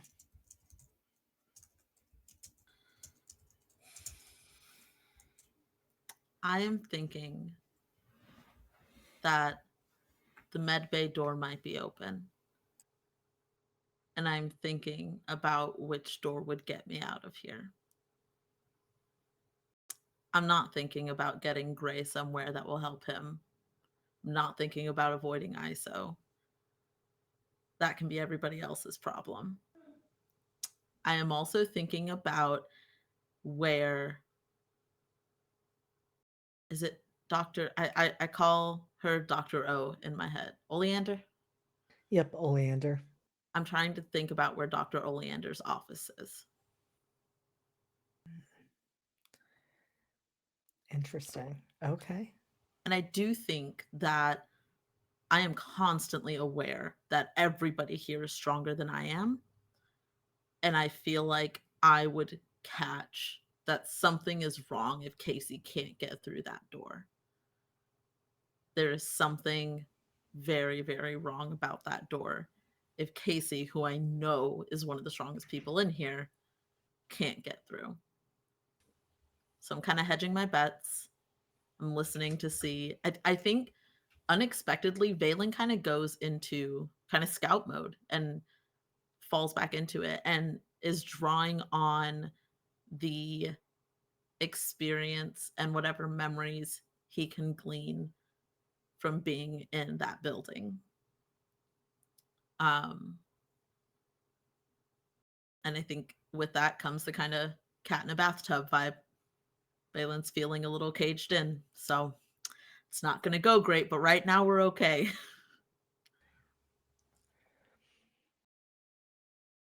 And so, Elle, you are going to move Gray with telekinesis. I think the way it would most likely work for her throughout her training before all of this is more so trying to lift him enough that she could shoulder him on her back, but not fully like lift him in the air because that takes a lot more strength and concentration. So it would be like a drape this massive apparently person. So half of him actually is kind of dragging. I'm not gonna lie, because she's 5'3" and they're like 6'5", so it's gonna There look is a real good foot. silly. Yep. It's like I have a fucking wedding train of a person behind me. So that's how that's gonna go. Incredible. I'm not going to make you roll for that. I'll give you that for free. You you. can completely drag, Half um, drag. half drag. So, Valen, I now have to know, are you following Elle to the med bay? Or are you going elsewhere? Because you gave me several different options. I know. Is the med bay in the direction of Dr. O's office? It is. That's where I'm headed.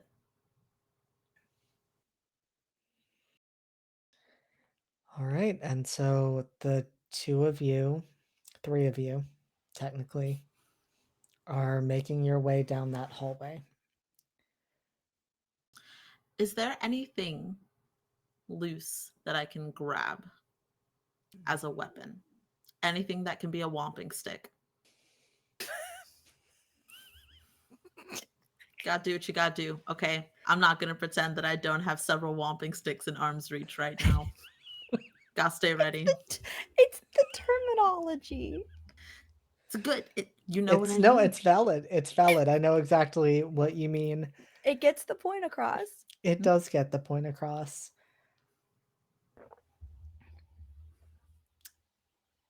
So, with that, Valen, you're keeping an eye out as you're moving through the hallway off to one of the side hallways that heads in the direction of the med bay and some of the doctor's offices. And that is when something blows through the door at the end of the hallway, shattering it and sending pieces of metal flying everywhere. One of which does, in fact, land in close enough reach. If you want to make a grab for it, you can. I absolutely do.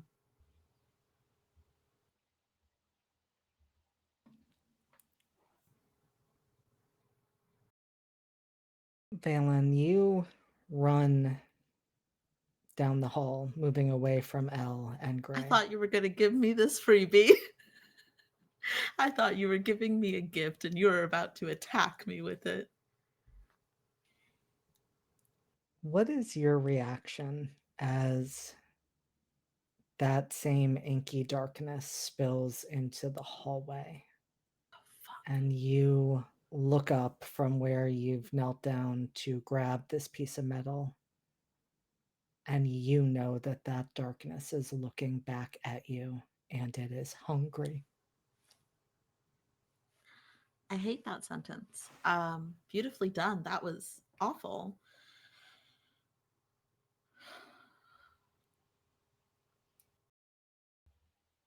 I stand up and I will pick a fight with anything. And so I square up, but this is a front and I am panicking. I am absolutely thinking I'm in over my head. Casey and Gray were right. I can't get myself out of here. And I don't know what to do because I don't have any friends here. There's no one that I can ask for help right now.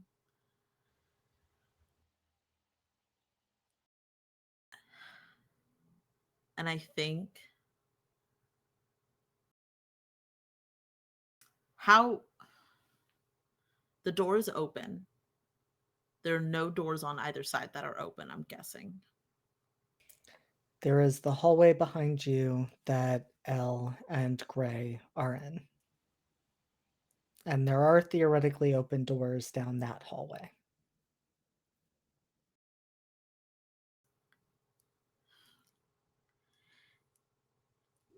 If the hero wants to be a hero, she can, but I'm not here to be a hero. And I'm going to run past him and I'm going to head down the other hallway. Okay. We're going to come back to the three of you, technically in a moment. Inside the room, you hear the sound of a door being shattered. Mara, you have charged yourself up. The others are still on the ground. Mara looks at them. Thanks. Sorry, I need to get out of here. And is going to move. I am going to spend one burn. And she is going to walk up to where the glass fell down, and just looks at it for a second, and it shatters. And she is going to briskly walk out. Absolutely. I will give that to you. I think that is beautiful.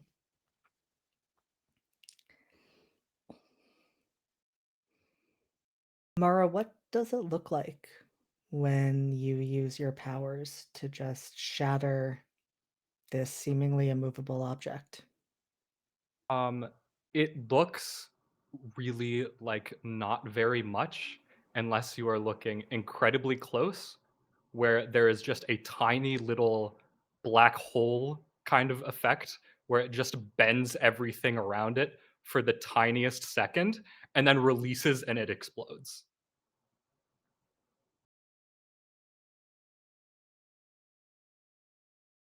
I love that.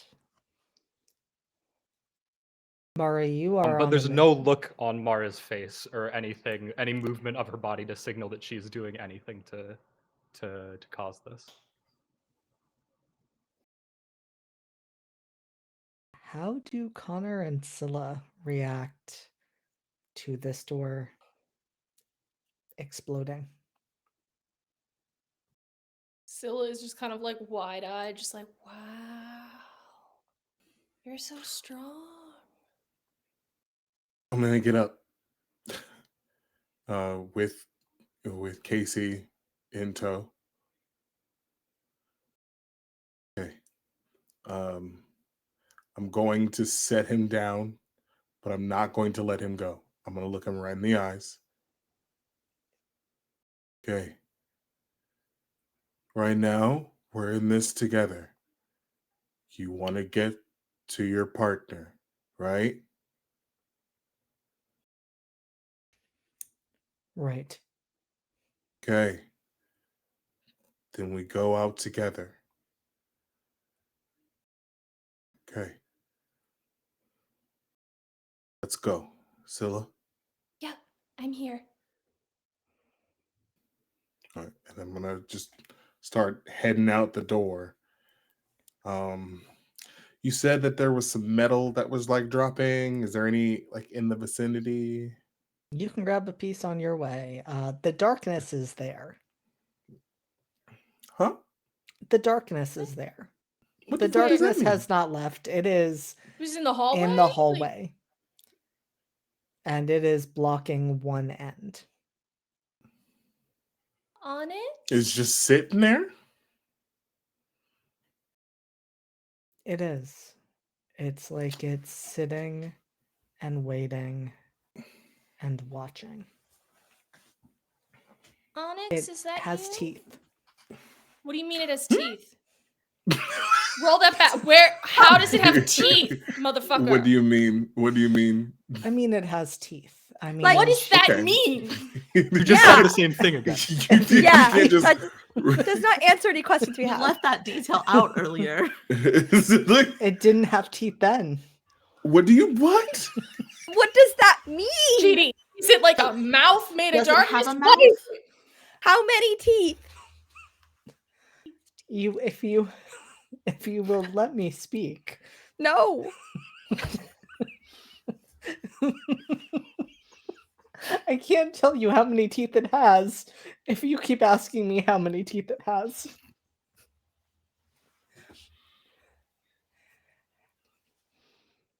It is. It's like a maw that opens up. And you see these sharp, almost obsidian-like edges. Just one row? No, 4. 4? Or mouth? Huh? 4 rows of teeth? 4 Of rows of course. teeth. Unacceptable. How many eyes? Unacceptable. Nope. Yeah. See, I knew it was Guys, coming. it's just Knew it made of was teeth and coming. dark. There's no eyes. It's just Oh, teeth. that's worse. That's so much worse. Okay. All right. Now I'm gonna reach out and touch a piece of metal. We're trying to go the Toph route with this. Metal is just stone in a different font.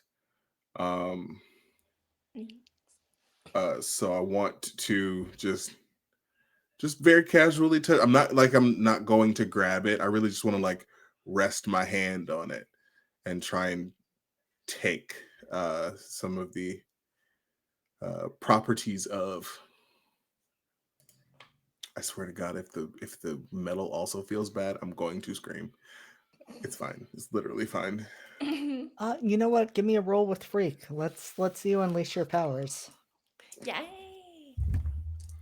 That's my best one. It definitely is. And the dice agreed that would be a 13. Ooh! It's my bestie.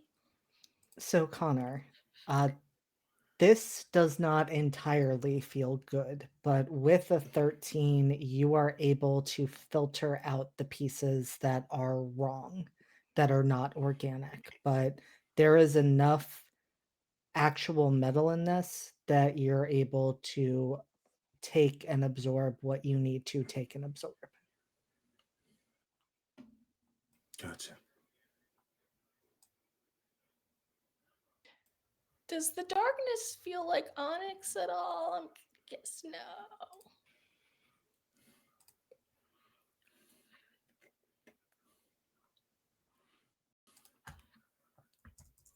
How many times would you say you've been around Onyx when their powers activated?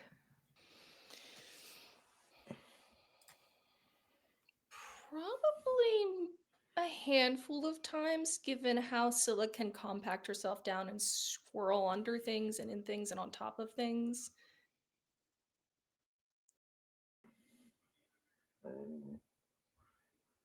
There is almost an echo of Onyx in there.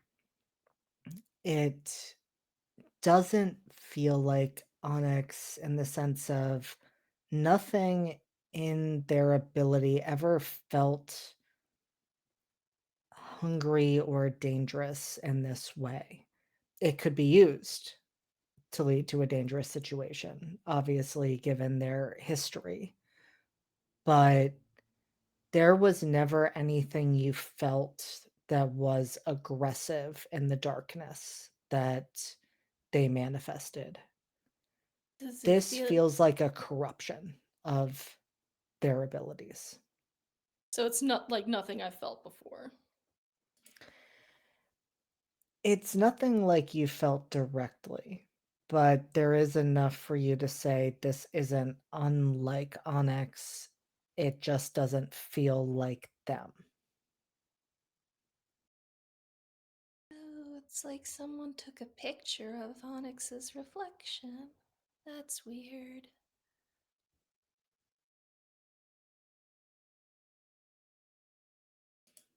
That was sure a Okay. sentence you chose to say. She did Yep. choose that, yes. Mm-hmm. Okay. Everyone move back slowly. Into the room or to the hallway? The hallway. Okay.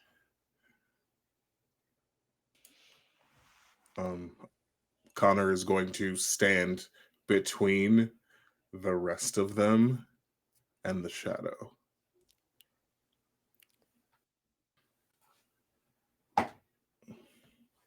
What is Mara doing? Mara has gone ahead, went outside, saw the darkness, and walked as much as she could in the opposite direction. Um, just she doesn't want to be around people right now, but she doesn't want to be around the darkness with teeth either. You know? That is very fair. And so I am curious as Mara kind of backs in that direction. Elle, you would probably catch sight of her.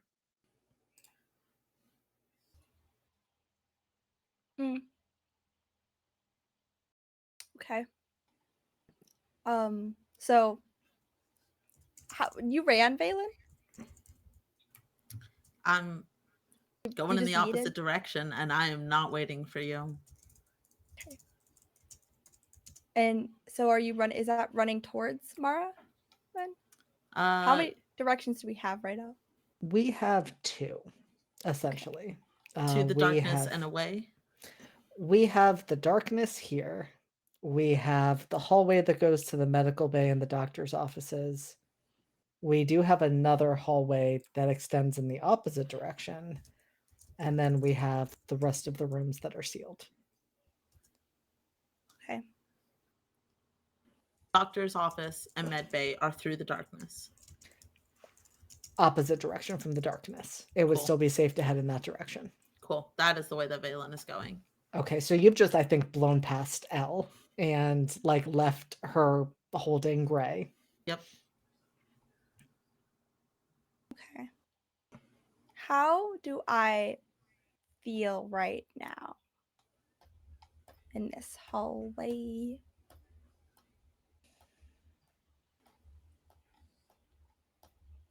You don't like it, Elle. It feels not identical but familiar. And you feel that darkness inside of you almost shift, like it's moving into an eclipse. Ooh. I gotta You go. also feel a tingle, an electric shock starting to travel through your body from whichever point or points Gray's skin is touching yours. Cool. I gotta go right now, real fast. Like Sonic. I am going to,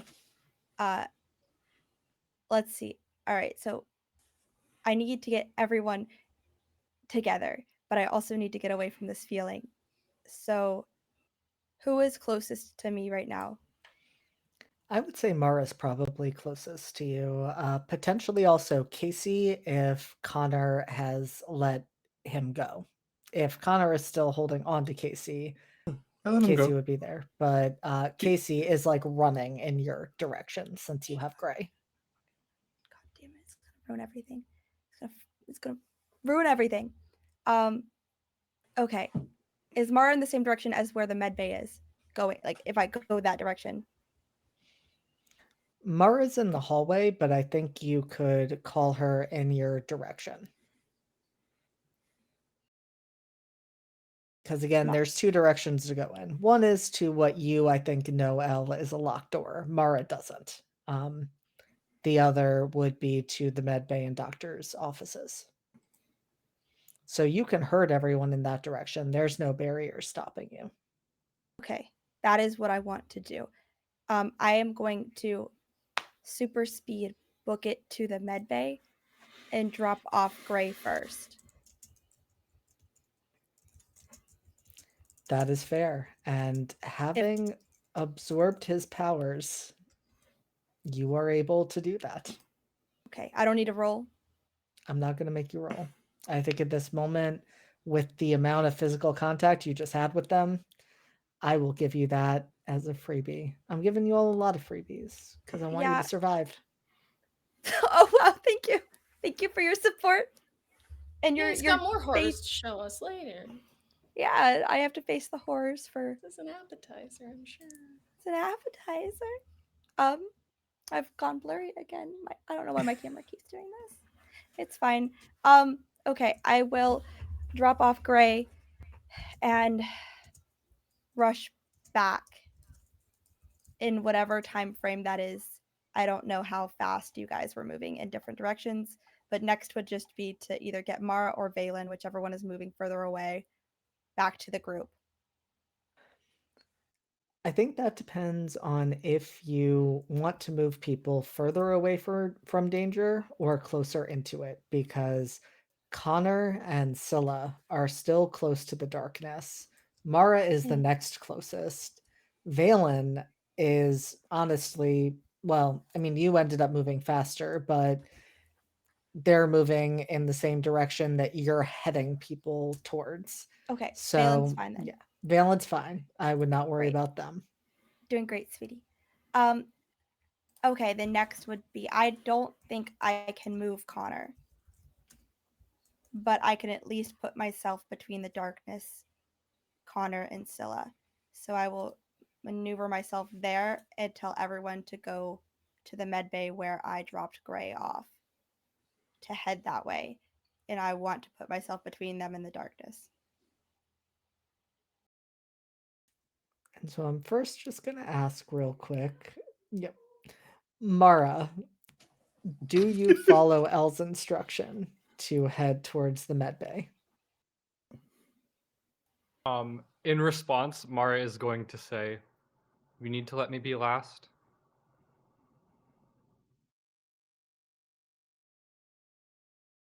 Okay. Okay. And so I just want to paint this picture. We have Connor standing facing the darkness. We have Scylla kind of at his back.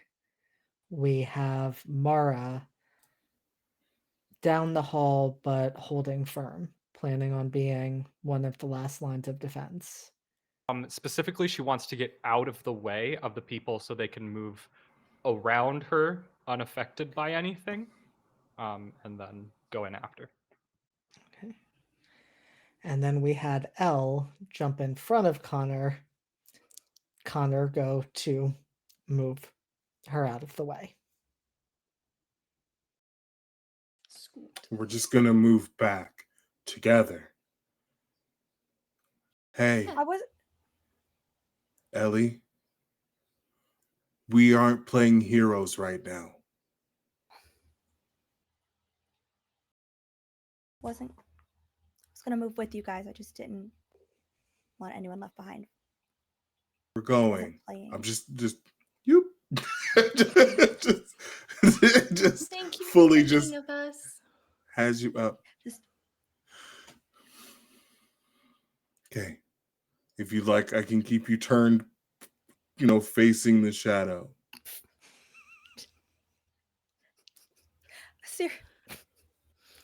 that's not necessary. I do have a Okay. serious question for you, Q. I need to know if did you pick up like by the collar of the By the collar. You don't like being touched, really. So we're just going by clothes. Okay. Okay, I just need to know if it brushes or not. I got big hands, Do. so maybe. Okay. That's up to you. You want to roll for it? No, because I'll fuck myself over. It's okay. We can say that you Okay. don't. Okay. I'm gonna give myself a win. Okay. Here, how about this? He uses his big sleeves to cover his hand. He just That's goes, real "Oop." cute. That's Those There real you go. cute. Don't cuties. I do feel like Connor has been there enough and seen enough that they would want to be mindful of that. So I will Correct. not make anyone roll for that. I will be kind and merciful. Thank you. Thank you so much, Thank you so much. you monster. All right. So, Scylla, I haven't really asked you. Yeah. What is your reaction to all of this? I think just seeing the darkness, it's not exactly like that recurring nightmare she has, but it's a little uncomfy. But she's not alone. Her friends are here, and Connor's really strong, and Mara just showed off how strong she is, and Valen, I'm sure, is doing something very helpful for the group, and Casey is worried about Gray, but she doesn't see him, so that must mean Ellie took care of that. So, it could be worse. So Scylla is just repeating, "It could be worse. It's staying there. It's we're gonna keep going to safety. How do you fight the dark? Get flashlights? Flashlights? Okay. I don't know if they'll have those in a med bay." Well, I mean, they have to have something in the med bay. Like, what if the power goes out? Just kind of like rolling through just like a constant stream of like thoughts, jumping to thoughts in her head. But she's like kind of holding on to Connor's arm and just kind of like watching the darkness as they're like backing up in case sudden movements happen. Not that she knows what she's going to do if it does that, but Scylla, I would like you to roll with Freak. Cool.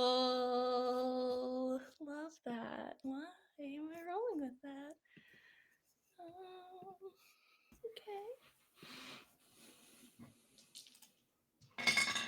What did we get? Oh, no. We got a 6. Potential. Yay. We love experience. Okay.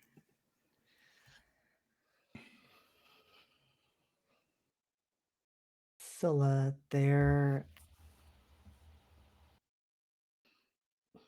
You are repeating those words to yourself. You're repeating those assurances. You are telling yourself, here are all of the ways this isn't like my nightmare.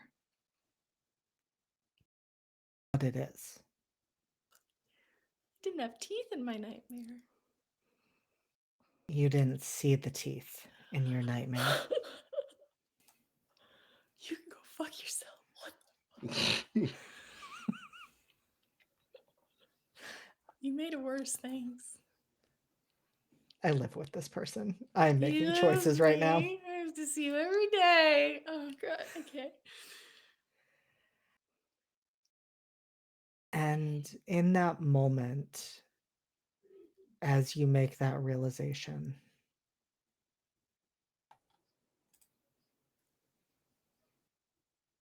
moths erupt all around you. Small crystalline moths filled with light. My friends. And I'm going to ask you Huh. to mark one on your doom track. Cool. Love that for me.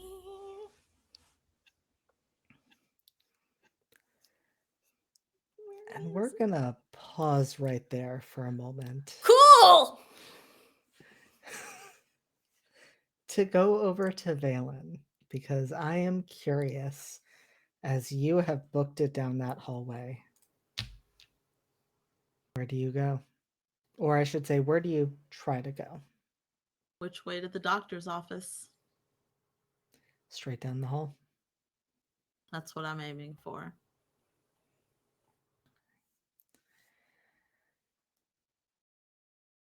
The door is shut, and it is not usually shut. But it is a simple door. It is made out of wood. It is not the type of security one would expect for a doctor's office in a locked facility like this.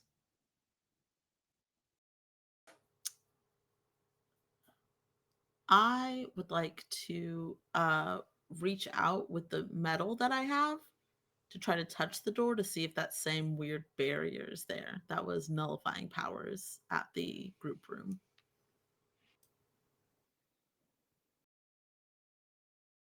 That's a good choice to make, Valen, because the metal touches it and it does spark. Okay.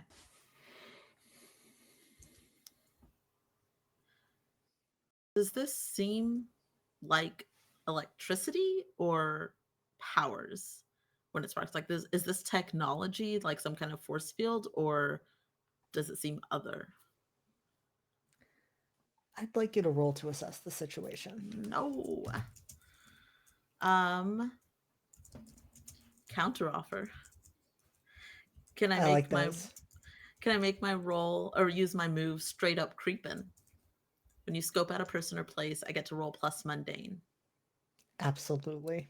Beautiful, thank you. I fucking love that move. Please do. Oh, that's double sixes for 14. I get to ask 2 questions. What's my best way into this office?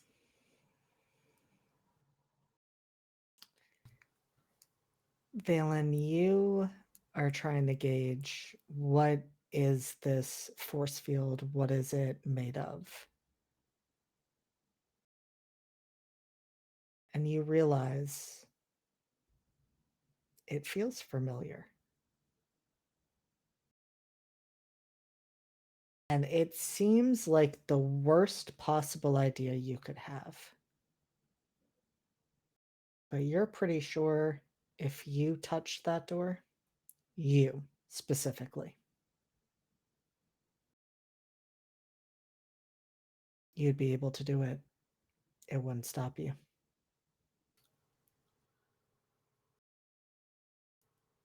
Okay. So your best way in is literally to reach out and turn the doorknob.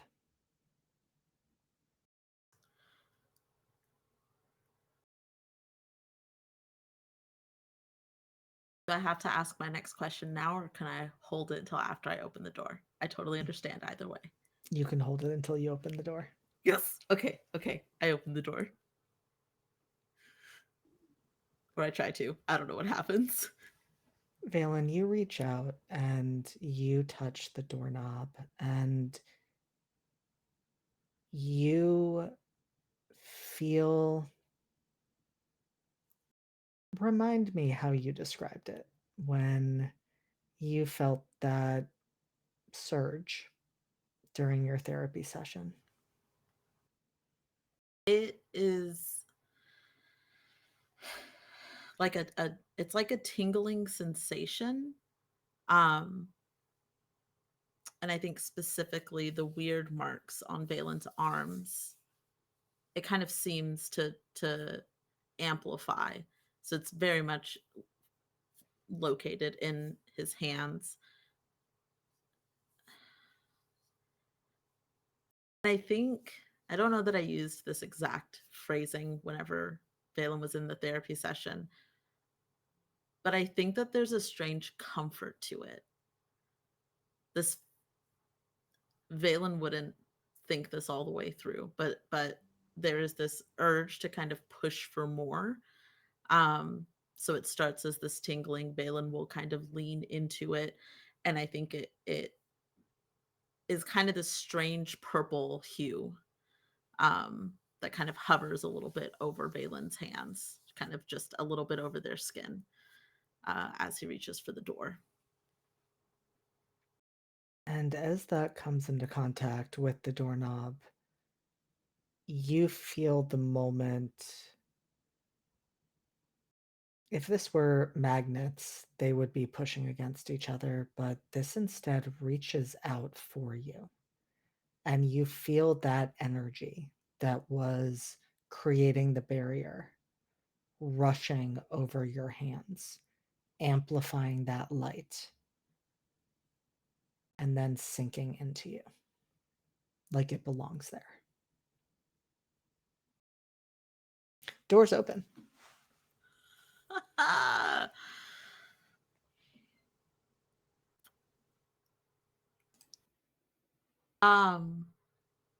I stop in the doorway. There is this weird, I kind of look at my hands, I look at the door. I've never had anything quite like that happen. And if I may, I suspect at some point I start to hear people coming down the hallway. The rest of the people headed toward the med bay. And I think that kind of snaps me into motion, and I will go in and shut the door behind me. And I would like for my second question to be, who or what here is not what they seem when I look into this office? And I really hope it's a what and not a who, because I'm really scared right now. I love that question. I think that is a beautiful, beautiful one to ask. The thing is, the office is empty. Dr. Olander is not here. No one else is here. And you move around the office, Valen. You don't find much. I mean, given how permissive they are in where you're allowed to go, you're pretty well certain records, that sort of thing, they're not going to be an easy reach. Like the first thing you're able to fully see, because you haven't spent a lot of time in Dr. Olander's office, you have chosen to have your therapy in your room. It's almost like a display of what a therapist's office should be. It almost doesn't feel real. It's like walking into a showroom. And you realize that, like, there are photos on her desk. They look like the kind of photos that are almost stock photos. It feels completely wrong.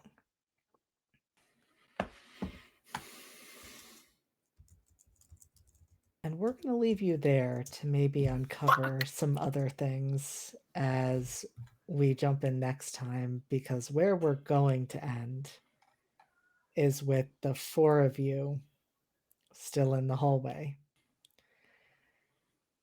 Connor trying to move Elle and Scylla further away from this darkness.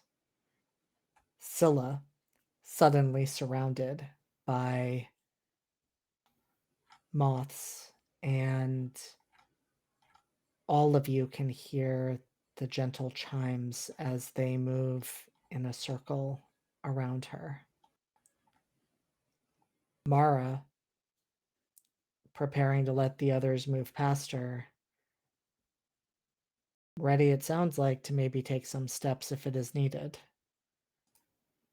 And it may be needed. Because that is the moment when the darkness leaps at the four of you. We'll find out what happens in that in 2 weeks. No, not 2 weeks. Harp just leaves. Just fucking leaves. Fucking leaves. Me too, Harp. Me too. No. I would. Fucking would. We had a good time together, didn't we? Oh yeah. You Sure. speak in French?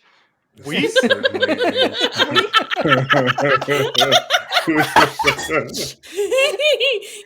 damn it. You all have been a delight. Thank you for letting me torment you. We signed up for this.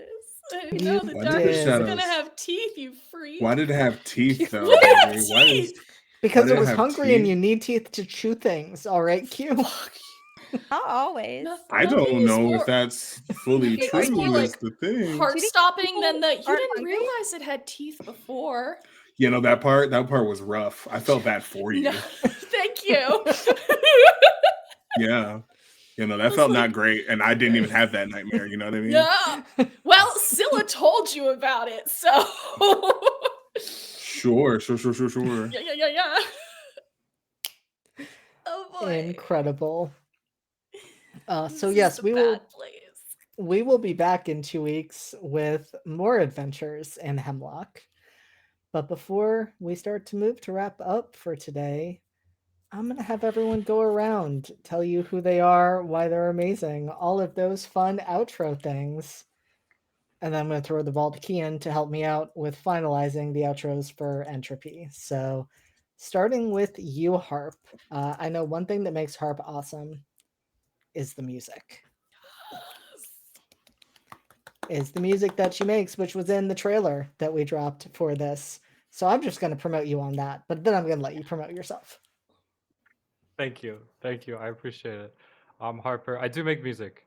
If you run a show and you want like a theme song for something, hit me up. We can talk. I'm not great at everything, but we can figure out if I'm good at what you want. So we'll see on that. I also GM on Entropy Emporium, Project Reach Extraction. It's a digital heist on a giant 200 floor tower. It's very fun so far, and it's happening in 2 days. So get ready, y'all. Yeah. What else? I make video essays. You can go to youtube.com/harpingharp to see them so far. I just finished a 80-page script for my next one. So that's gonna be a while before I finish editing it, but it's coming. It's on its way, y'all. What else? I mean, yeah, just go to YouTube at 10,000 subscribers. I'll do a face reveal. Incredible. Harp, you do so many cool things. Thank you. I try to, and most of them end up not being cool, but the ones that are cool, I'm very happy with. Listen, I've only seen the cool ones, so I can't judge. I think you're just awesome. Thank you very much, JD. I appreciate it. So I'm gonna jump around a bit because I think I'm gonna wrap up with you, Kian, so you can do the outro stuff. So I'm gonna instead jump to Q, who I know has a lot of Me? awesome things that are going on and in the works. No, I don't. I have nothing. I have nothing. No, it's not true. Hi, I'm Q. You can find me everywhere on the internet pretty much at this point at Midnight Inc. That's midnight_INQ. Q is my name. I'm sure you get it. So not that well, we'll start with this Thursday, right? Right. Okay. This Thursday over on Life from the Apocalypse is Redacted. It's another mind fuck of a game that I decided to agree to that JD is running. It's been a time and a half. We are now in the second day. we're in the 48-hour mark now in this on this island, and it's garbage. Only one person has died. No, two people have died. 2 people died. Correct. This time. This go around. Anyway, you can also find me this coming Saturday here on Entropy Emporium, where we're finishing up our traveling home. I'm playing the wizard. We're having a time there as well. I keep using my magic and it's slowly killing me. Don't even worry about it. Coming up in the future soon, I don't know when exactly, but it's happening. Will the Menace in the Comments is going to be running a spacefaring game called Nephilim. I'm very excited about that. This next Tuesday, like next week Tuesday, is going to be what is it? What's it called? Class reunion. I'm so good at words. So good at words. I have other projects in the works, but the more important one is not this Saturday, but the next Saturday after is the final episode for Body and Soul, a soundtrack to see forever to. We're going to be in modern day, and it's going to be hopefully a lot of fun. Very emotional, but very good. That's what we're looking for. Yeah, that's it. Again, doing so many incredible, amazing things. Steph, I'm going to throw all over to you. Hi, I'm Steph. I've been Scylla. She's a sweet little bean who doesn't deserve to have teeth in the dark, hungry for her in her nightmares or in reality. You can catch me also this Thursday at Live from the Apocalypse on Redacted, Season 2, Day 2. We left off on a cliffhanger last time, so see how we deal with that fire that's happening all around us. And can you catch me anywhere else? No, I think this is the only other thing I'm doing at the moment until Season of Secrets and Shadows comes back. And that is actually at the end of this month. Oh my god, my relationship is so fine. He's not Is lying it? to me. He's not lying Is to me. it? Sure. Yeah, He I rolled a believe that. 15. I don't believe he's lying to me. No, for sure. I believe that. Mhm. I believe that. Yeah, Truly. thanks, JD. What You gave him that did +3. You gave him that +3. Yeah, and he got a 15. Like, I don't know what to tell you. He Yeah. was going to win that roll Yeah. regardless. She doesn't deserve that either. Anyway, you can catch me there. Yeah, I usually get tortured by JD. It's so fun. You married me. I did. I knew what I was getting at. All right, LC, you are up next. What unhinged things are you doing? So many. I just want to start off by saying, Steph, I love telling myself that too in TTRPGs because he's not lying to me. Verdict there's an interesting case about that one that we'll find out about on the 9th, but that's not streamed. So where can you find me? I'm LC. I'm optimistic on all social media. It's spelled above. I don't want to spell it for you. It takes too much time because I don't know how to spell my own name. On the 12th.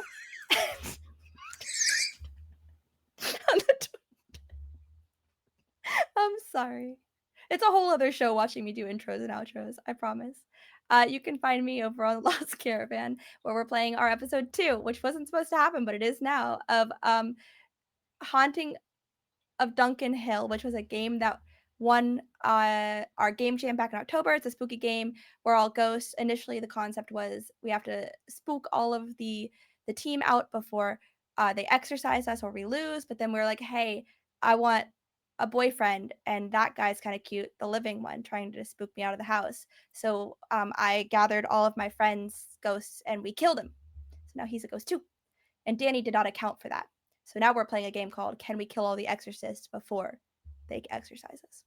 It's really great. I can't kiss anyone though because it's still Lent. I didn't lose tonight. Sorry for everyone who is excited, but that's okay because every other Tuesday you can find me here, and Lent does not end until the 28th. So on the 19th, back here, we can try again, JD. You can sure try, as you like to say. I And was determined to have you kiss Casey, and I'm really heartbroken that didn't I mean, happen. well, like I said, you have the When? 19th. The When? 19th is still available. I don't know. But every other Monday on the same week that Masks happens, I am in the Lost Caravan game of Lancer. We are in season 2. We're in Hell's Gate now. Apparently, next episode, a bunch of lore is going to get dropped. I don't know a lot of things in that game, and I'm very scared. Anyways, scary Doctor Man for me. I don't want to kiss him. He just came back for me though. I don't like it. Scary Doctor Man. If you enjoy those vibes, I don't know what else to say about my stuff. That's about it for this. Should I rescue you? You should rescue me. Please send it to Kian because I realized that I'm gonna be at PAX East. That's another thing. If you want to come hang out with me and see me do this for like whatever span of time we hang out with, I'm just the same in person. I will continue to talk until someone shuts me up. On the 23rd, I will be at PAX East. That's it. Elsie, you are delightful. Thank you. I think. You're delightful too. Is that what you say in response to that? I don't know. And to you. Hey, Elsie. Yeah. Hey, the mute button. Just go ahead and push that. Yeah. That. Mm-hmm. Thank you so much.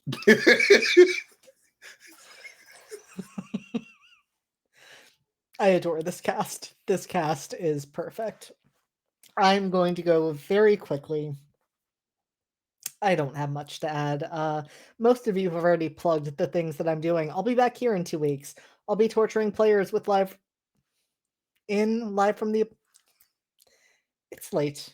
I can't make my brain work. I'll be with Live from the Apocalypse on Thursday to torture people. In our second day of Redacted, second season. It is also an unhinged cast.